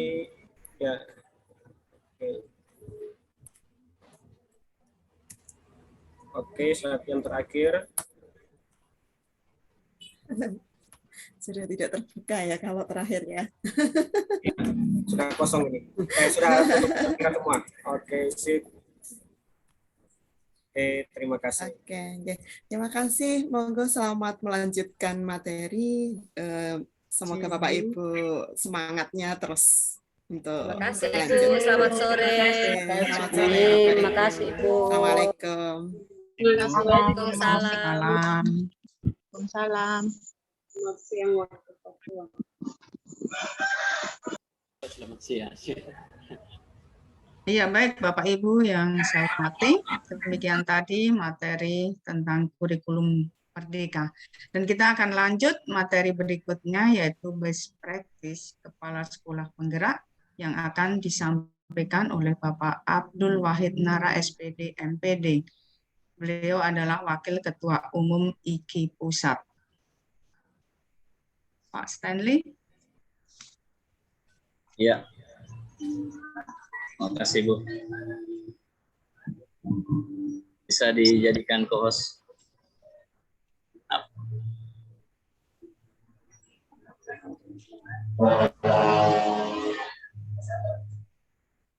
Bagaimana Bu Nastiti, saya mulai? Iya Pak, silakan. Oke. Untuk perkenalan, Bapak langsung perkenalan atau saya yang perkenalkan Pak? Silakan langsung ya Pak ya. Iya. Nanti ada profilnya Bapak, bisa Bapak sampaikan. Iya, oke. Makasih. Bismillahirrahmanirrahim. Assalamualaikum warahmatullahi wabarakatuh. Waalaikumsalam warahmatullahi wabarakatuh. Ya, salam sejahtera dan untuk kita semua. Alhamdulillah pada hari ini kita bisa bertemu walaupun dalam keadaan kita webinar atau daring. Ini sebuah kesyukuran karena kita masih diberi kesehatan dan semangat untuk terus belajar. Ini merupakan sebuah nikmat dari Allah atau Tuhan Yang Maha Kuasa. Salawat dan taslim kita kirimkan kepada junjungan kita Nabi besar Muhammad sallallahu alaihi wasallam, Nabi rahmatan lil alamin. Bapak Ibu, guru-guru hebat yang sama berbahagia, pertama-tama saya apresiasi kepada IGI Kabupaten Nabire yang luar biasa mengadakan kegiatan seperti ini, dan terima kasih kepada Ibu Kadis beserta jajarannya yang telah ikut mendukung kegiatan IGI di Nabire. Ini sebuah kemajuan dan salah satu daerah yang saya pikir ingin berubah dan ingin cepat maju dunia pendidikannya adalah Nabire. Kenapa? Karena memfasilitasi atau mendukung kegiatan-kegiatan yang diadakan oleh organisasi guru. Ya, salah satunya ini adalah Ikatan Guru Indonesia. Ya, kami apresiasi, dan pada kesempatan ini kami diberi amanah untuk membawakan materi terkait dengan praktik baik.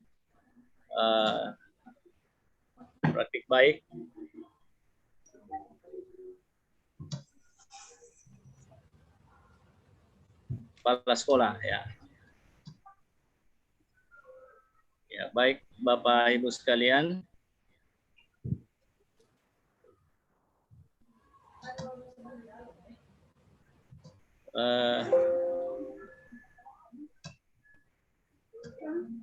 Sebelum saya melanjutkan, ya saya perkenalkan diri dulu. Jadi cerita praktik baik pelaksanaan kurikulum Merdeka.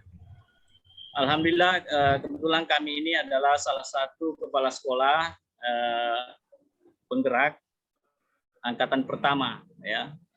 Jadi nama saya Abdul Wahid Nara SPD MPD. Saat ini sebagai kepala UPT SMA Negeri 3 Pindrang, ya. Jadi ini biodata saya. Pindrang itu salah satu daerah di Sulawesi Selatan. Ya, sekitar 180 kilo dari Makassar. Ya. Saat ini saya sedang berada di Kabupaten Baru. Saya sementara perjalanan, jadi mohon maaf lagi tidak berpakaian IGI, ya. Saya ini wakil ketua IGI Pusat, ya tadi sudah dijelaskan, dan tempat saya mengajar ini, Bu, saya guru pendidikan jasmani, jadi saya mengajar itu sejak 2003 sebagai guru SD. 1 tahun kemudian dipindahkan ke SMP 9, kemudian 1 tahun kemudian lagi dipindahkan ke SMA 1 Pindrang, dan Wakasek di SMA 11, kemudian pengalaman sebagai kepala sekolah sudah 2 sekolah yang kami pimpin, dan saat ini sedang memimpin sekolah SMA 3 Pindrang. Kalau pengalaman organisasi, ya saya ini kenal IGI ya sebenarnya sejak 2009 saat perintisan sudah kenal. Kemudian wakil ketua IGI Sulsel, kemudian ketua IGI Pindrang. Saya juga di waktu mahasiswa sebagai salah satu presiden BEM UNM yang pertama, juga ketua KMPI Pindrang, dan beberapa organisasi lain termasuk pimpinan daerah Muhammadiyah. Nah, Bapak Ibu sekalian, terkait dengan kurikulum paradigma baru ini atau dijuluki dengan kurikulum merdeka, ya saat ini diterapkan itu 2.500 ya sekolah penggerak se-Indonesia. Ini data dari Kemendikbud ya pada 2002. Namun sekarang tadi kita sudah dengarkan bahwa saat ini banyak yang diberikan keleluasaan kepada sekolah untuk menggunakan kurikulum tersebut. Ya ada 3 tadi dan sudah dijelaskan saya pikir. Namun pada kesempatan ini saya hanya memberikan bagaimana kepala sekolah membuat setelah ada kurikulum baru ini ya apa yang mesti dilakukan. Ya kita tahu bahwa struktur kurikulum itu ya profil pelajar Pancasila ini menjadi acuan dan dalam pengembangan standar isi, standar proses, standar penilaian dan seterusnya ya itu. Nah, yang kedua ini ada istilah KI dan KD diganti menjadi capaian pembelajaran. Jadi itu bedanya. Jadi saya hanya merunut dari awal supaya lebih jelas ini. Meskipun tadi sudah dijelaskan oleh Ibu Wafir, rekan kami dari IGI Pusat. Kemudian kita sudah paham juga KI, ya dulu ada kompetensi inti, kompetensi dasar merupakan kompetensi yang harus dicapai oleh siswa setelah proses pembelajaran. Kemudian pembelajaran tematik yang sebelumnya hanya terbatas pada kelas. Saya dan kurikulum prototipe atau merdeka itu pembelajaran tematik bisa diterapkan di jenjang SD, SMP, dan SMA ya. Nah, keempat jumlah pelajaran ditetapkan per tahun jika dalam kurikulum ini. Ya, sebelumnya penetapan jam itu berlaku per minggu ya. Jadi ini juga yang banyak kami temui kendala di kepala sekolah karena banyak guru mempertanyakan jamnya, terutama yang sertifikasi. Ya, walaupun sudah dijelaskan, tetapi kadang masih ragu. Ya, ini hanya pemberian gambaran saja untuk menuju ke praktik baik sebentar. Kemudian kelima ini pembelajaran kolaboratif, penerapan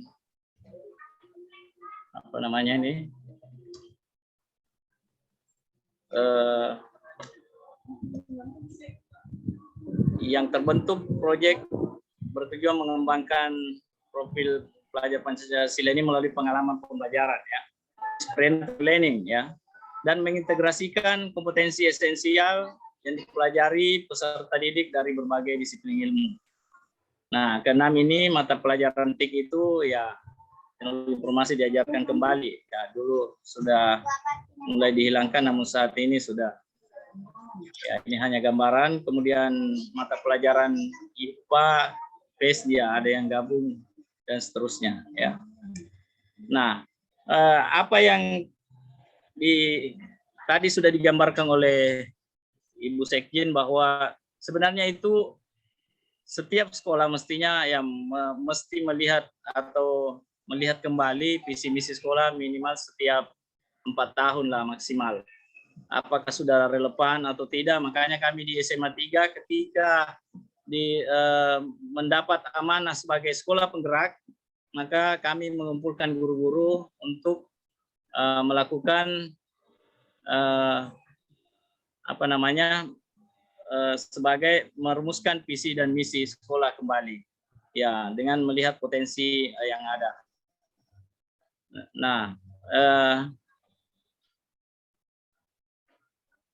Nah, visi sekolah kami saat ini yaitu menjadi sekolah yang religius, maju, berwawasan lingkungan dalam mewujudkan profil pelajar Pancasila. Ya, kita semua sudah tahu mungkin visi ini adalah tujuan kita dalam sekolah, dalam sebuah lembaga mesti ada visinya karena ini menjadi tujuan bersama.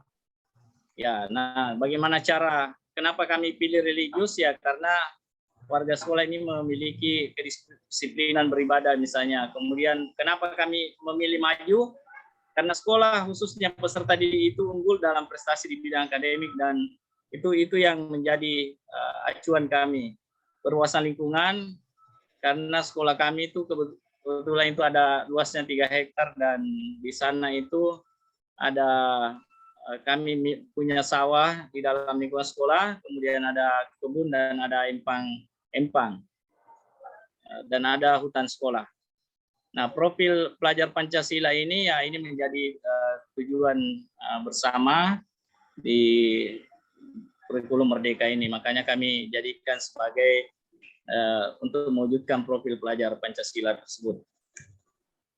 Nah, misi yang kami lakukan itu ya melaksanakan pengembangan kurikulum yang berbasis iman dan takwa dan kemudian melaksanakan proses pembelajaran yang bermutu sesuai standar pendidikan.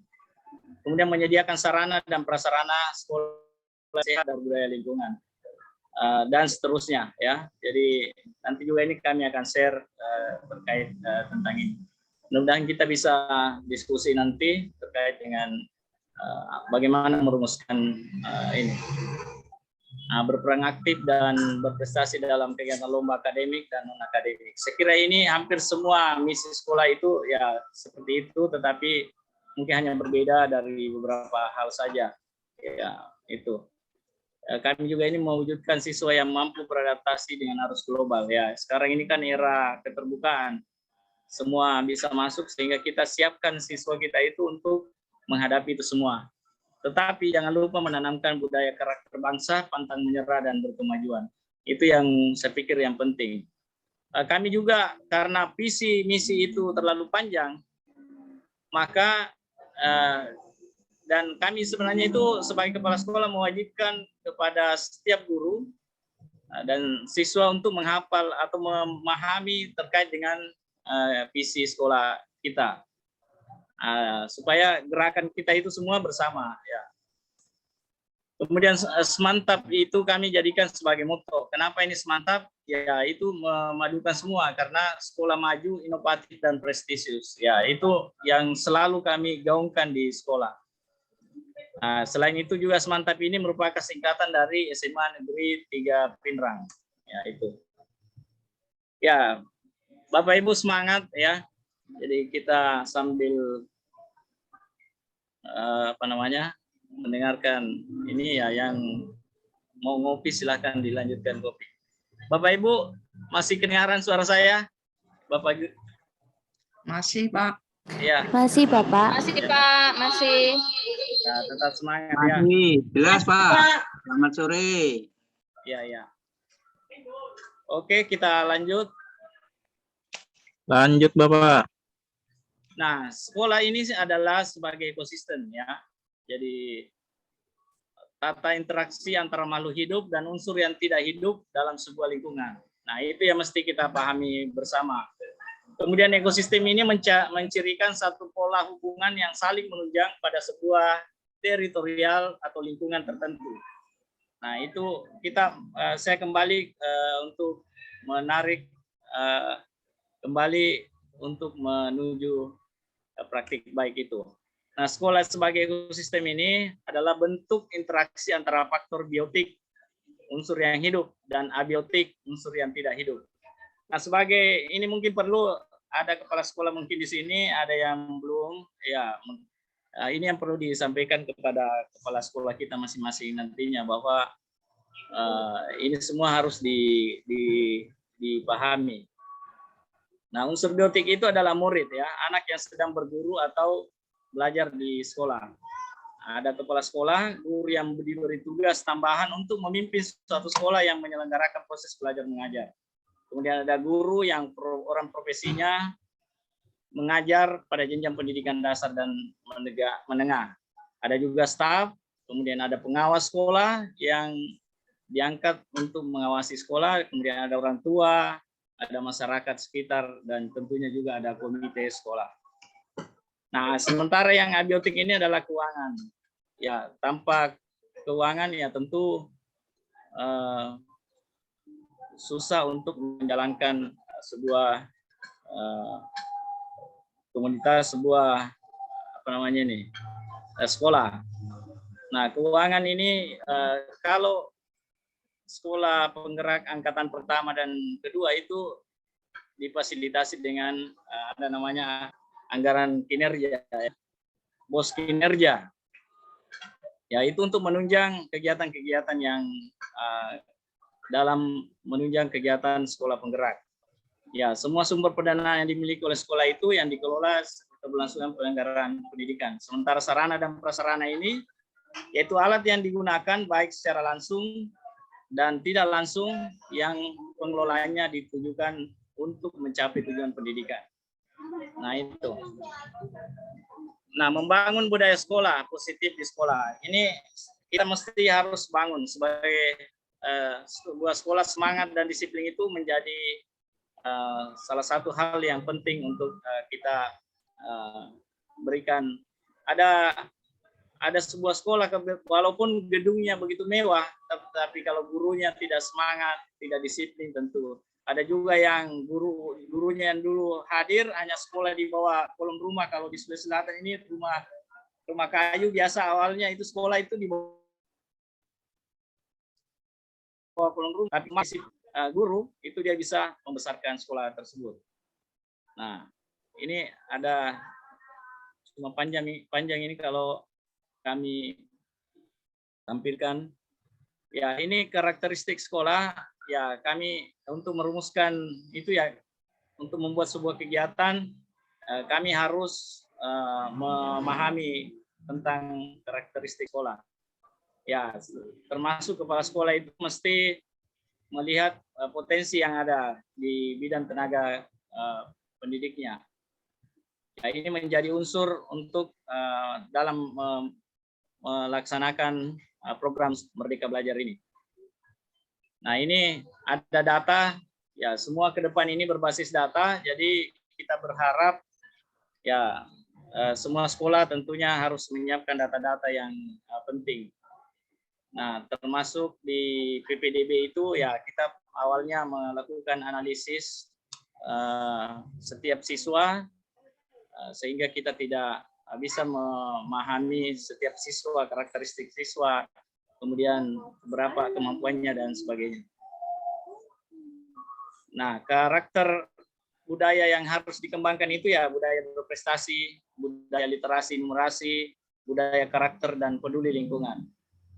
Ya.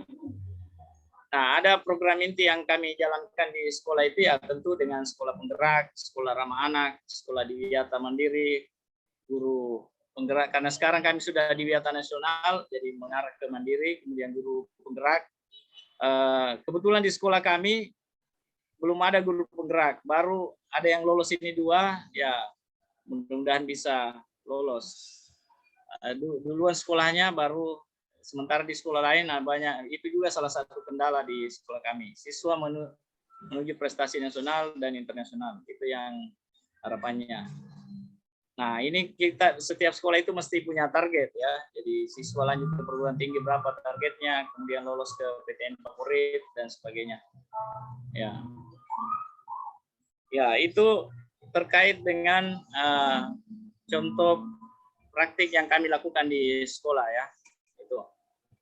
Nah, kemudian kami punya program lanjutan kasih pembinaan karakter, pemberantasan narkoba, peningkatan passing grade capaian siswa, penghijauan, penuntasan data dapodik, kemudian smart school.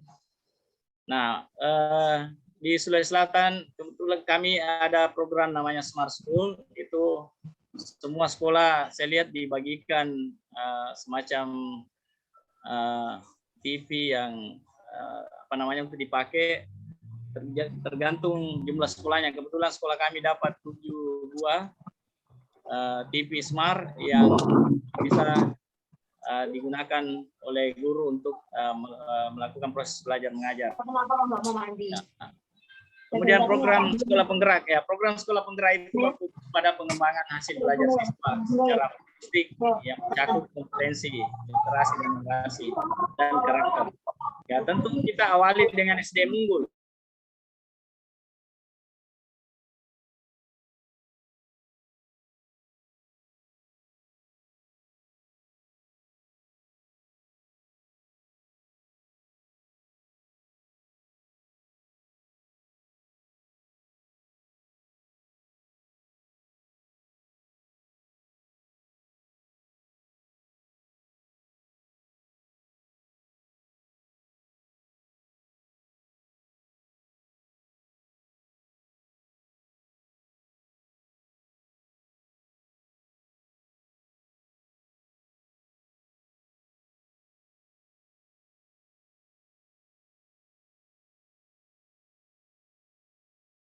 Pak Wahid suaranya termute.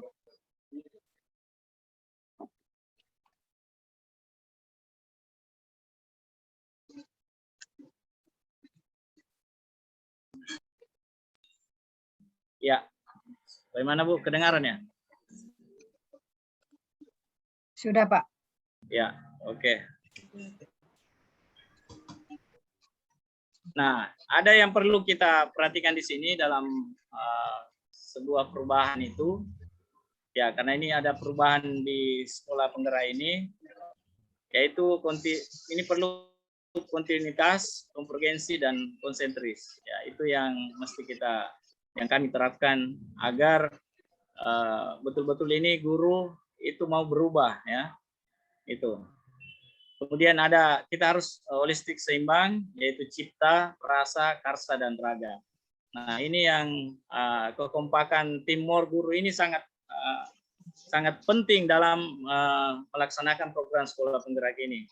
Ya, karena kami sebagai kepala sekolah sebenarnya sering kita jumpai ya mungkin ada guru yang semangatnya besar, ada yang acuh tak acuh, ada yang macam-macam lah ya. Makanya kita harus menciptakan sebuah teamwork yang baik untuk menggerakkan sekolah itu untuk maju. Nah, proyek PSP ini kami punya program proyek ya. Salah satu karena ada 7 ya kalau tidak salah. Nah, kami memilih 3 proyek, yaitu perubahan iklim global dengan greenhouse, kemudian kearifan lokal. Kebetulan ada di sekitar daerah kami itu ada tradisi yang namanya Pandipa Putih. Itu yang kami arahkan siswa untuk meneliti. Kemudian bangunlah jiwa dan raganya dengan pencegahan perundungan dunia maya. Nah, berorientasi pada anak, tentu sekolah itu bermakna, esensial, interaktif, dan seterusnya.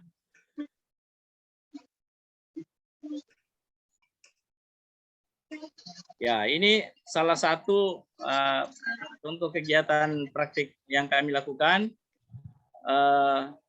Di akhir semester itu, ya kalau dulu mungkin ada namanya ini dan sebagainya, kami ada buat namanya PEKAS ya, Pekan Kolaborasi. Tetapi ada juga sekolah yang membuat yang namanya panen project. Ya, jadi kami istilahkan di sana Bekasi ya. Ya, ini salah satu prestasi siswa kami.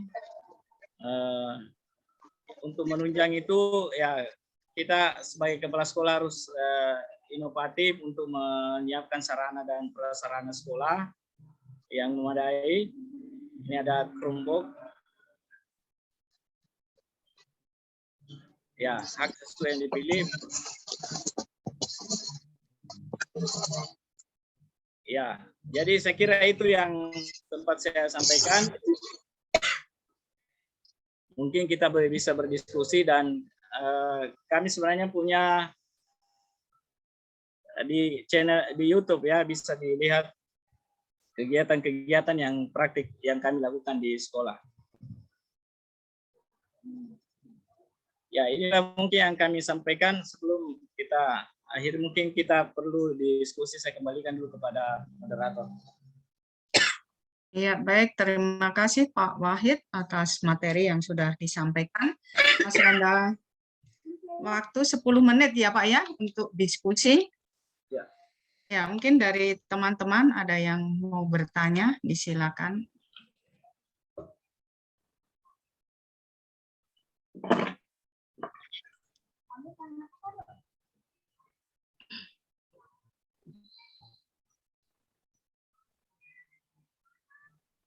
Ya, mungkin Mana? ada yang Bapak, Ibu? terkait dengan bisa masukan, bisa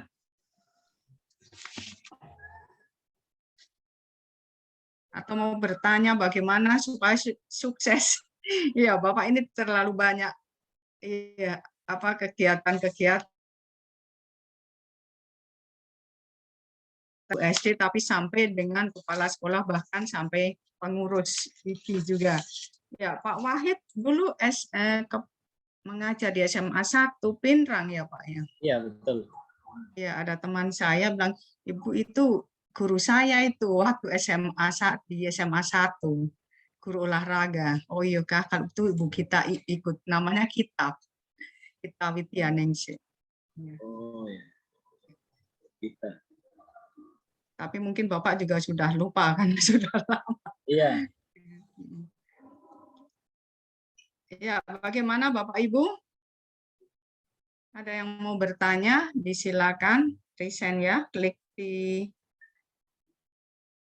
bagian present, angkat tangan. Atau mungkin sudah jelas? Ya, nggak ada yang reaksi tuh, Bu. Iya. Bu Yanti marker mungkin? Ya, Bapak Ibu. Kepala sekolah. Sepertinya sudah jelas. Sudah jelas. Ya, sudah memahami semua ya. Ya. Hanya perubahan-perubahan istilah itu yang kadang-kadang membuat salah-salah ucap gitu. Betul. Oke, terima kasih. Bapak Ibu guru yang lain? Mungkin Pak Wahid yang bertanya. Ya, atau ditutup ya. Tunggu dulu. Oh, Pak Rendra. Oh, Pak Rendra. Arifin Rendra. Ya. Iya, Pak Wahid, selamat sore. Sore. Ya Pak, saya hanya bertanya yang tentang tadi Pak, yang perubahan pengembangan tadi itu Pak.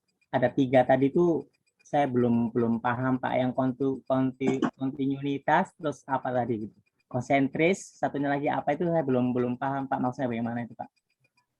Oh Pak. iya. Oke. Belum dijelaskan tadi. Iya. Tunggu.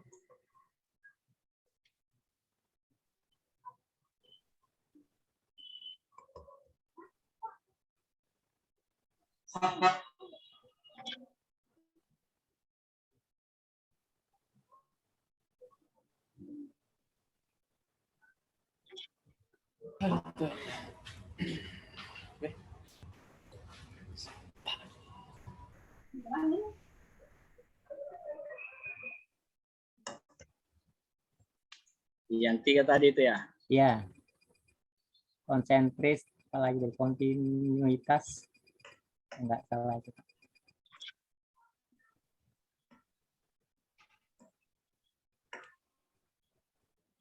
Ya, kontinuitas. Nah, itu Pak.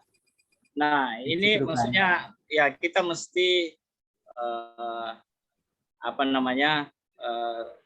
harus dalam melakukan perubahan itu ya mesti selalu memang harus kontinu ya. Ada dia mesti bertahap ya, dan tidak boleh istilah kita tidak boleh kendor dalam melakukan sebuah perubahan ya. Jadi kemudian konvergensi ya tentu semua kita mesti semua kerjasama ya, artinya semua yang kita lakukan itu tidak boleh hanya kepala sekolah saja yang merancang, artinya semua harus diterima masukan, dan kita memang harus ambil ya beda dulu. Kalau dulu saya lihat ini kurikulum ini memang kan kita berbasis ke siswa ya, kemudian kita memang sesuai dengan kebutuhan siswa. Dulu kalau selalu ada perintah, ya itu yang kita lakukan. Dan berbeda di setiap sekolah itu hal yang wajar. Ya, itu kami alami juga di setiap rapat MKKS. Biasa sekolah selalu mau ada yang mau selalu menyeragamkan. Ya, itu yang sering saya ungkapkan juga pada pusat, bahwa jangan sampai misalnya kita ini merdeka belajar tapi tidak merdeka dalam hal penganggaran. Ya, kadang-kala selalu merujuk ke sekolah yang lain. Oh, sekolah ini begini, kenapa kalian tidak begini? Nah, saya katakan kita berbeda. Ya, orang mungkin karena potensi siswanya Olimpiade Sains, maka tidak apa-apa kalau sekolah saya merujuk misalnya ke FL2SC, karena kalau saya bersaing dengan sekolah mereka, ya pasti kita tidak bisa mengembangkan diri. Makanya kita mencari potensi lain, ya yang bisa kita kembangkan. Ya, jadi seperti itu. Kemudian konsentris itu ya mesti kita memang fokus dan konsentrasi dalam hal melakukan sebuah perubahan. Ya, jadi itu yang prinsip-prinsip yang mesti kita pegang dalam melakukan sebuah perubahan. Ya, saya kira itu ya Pak Arifin. Iya Pak, terima kasih. Saya hanya minta penjelasan konvergensi tadi itu Pak. Kalau yang nomor 1 tiket itu udah, cuman yang konvergensinya itu ternyata ada kerjasama Pak ya. Iya, ya. Ya, makasih Bu Nasiti. Oke. Ya, makasih Pak Arifin. Ya, baik Bapak Ibu yang saya hormati, ternyata waktu sudah menunjukkan pukul 5 sore.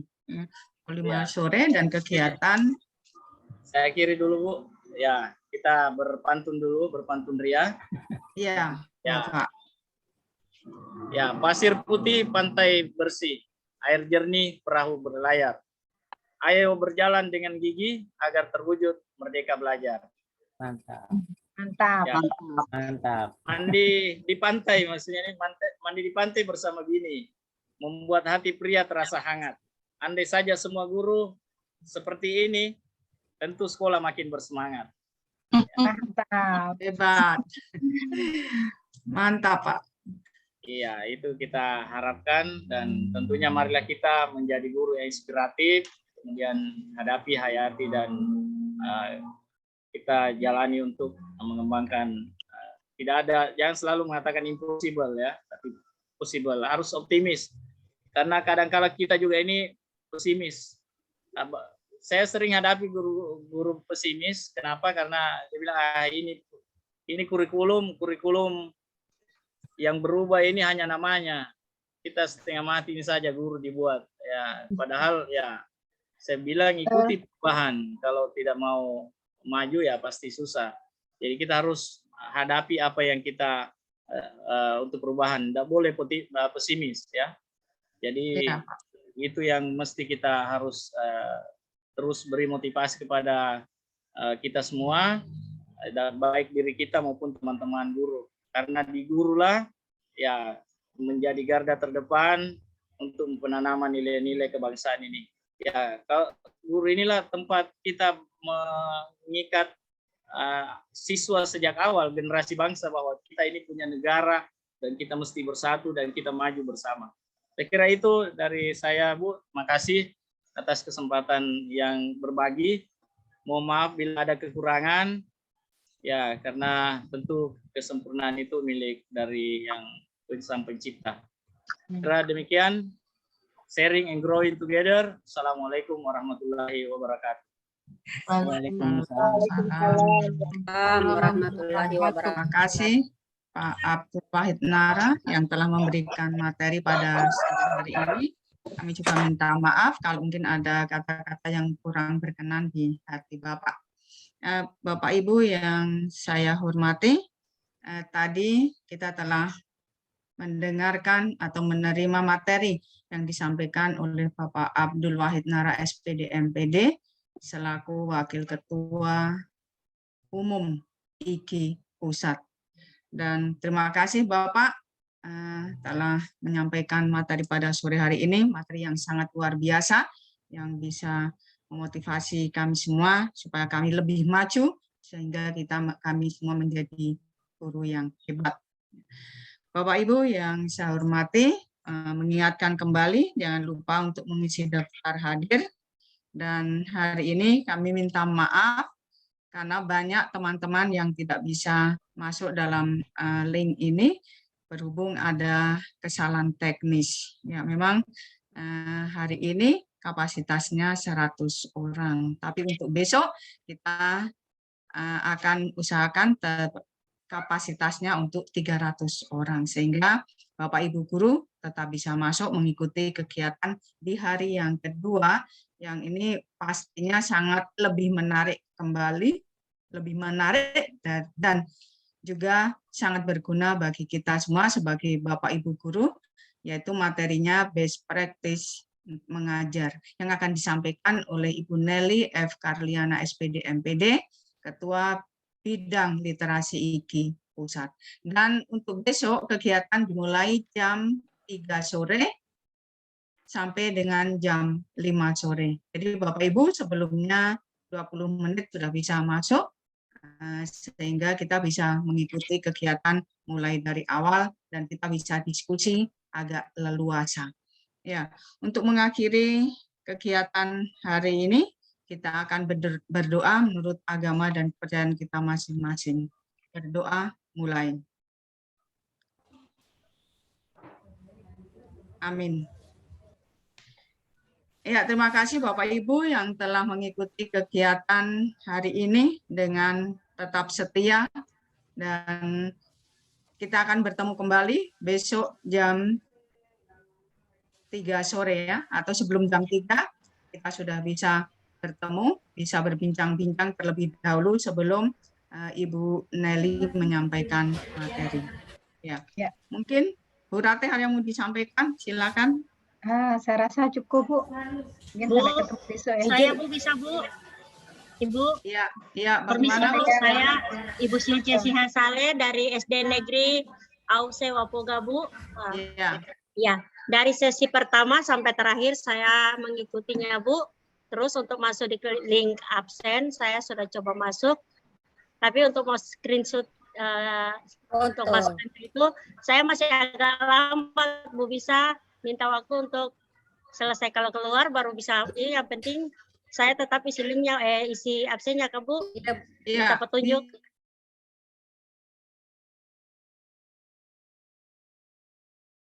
Bisa langsung kirim. Ya Bu. Ya. Jadi untuk terima kasih Bu. Untuk absen atau daftar hadir hari ini bisa sampai tengah malam ya, Bu Ratih. Ya, terima kasih Bu. Supaya bisa mengikuti. Oke. Bapak Ibu jangan lupa besok lagi kita mengikuti kegiatan berikutnya supaya kita mendapatkan sertifikat. Oke. Terima Mungkin kasih. ada kata-kata yang kurang berkenan kasih, dari Bu. Bapak Ibu, saya minta maaf dan saya mengucapkan terima kasih. Terima kasih Bu. Selamat sore Bapak Ibu guru semua. Salam senang. Selamat sore. Sore. Sore. Ya, selamat sore Pak Tamrin. Sore Bu. Dari siapa ya?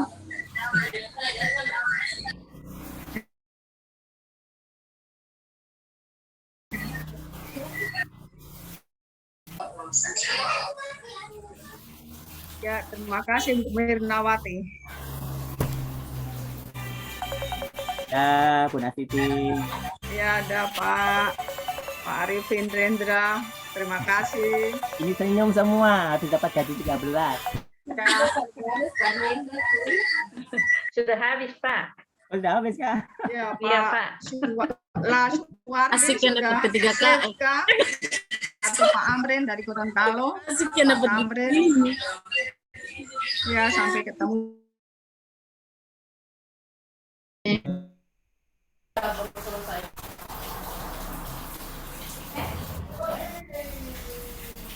Izin Bu Nastiti. Ya. Tolong informasinya ke Pak Wahid, materinya di-share di grup.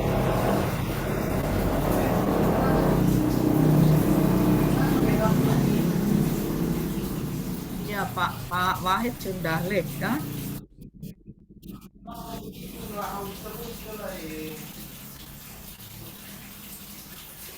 Link materinya di mana Bu ya?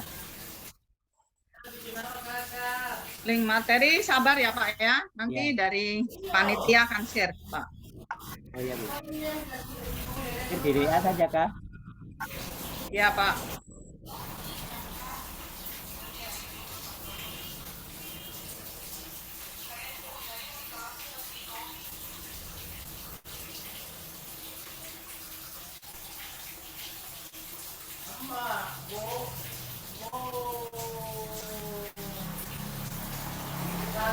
Pak Sandy kan?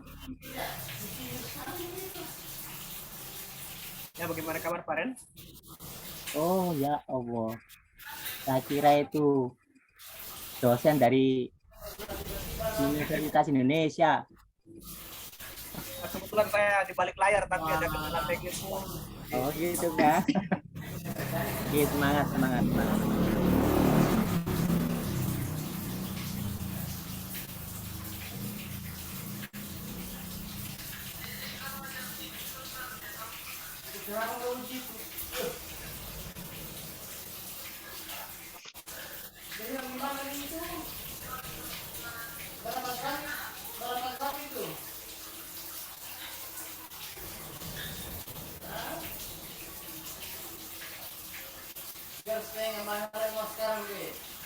Ada yang langsung mandi.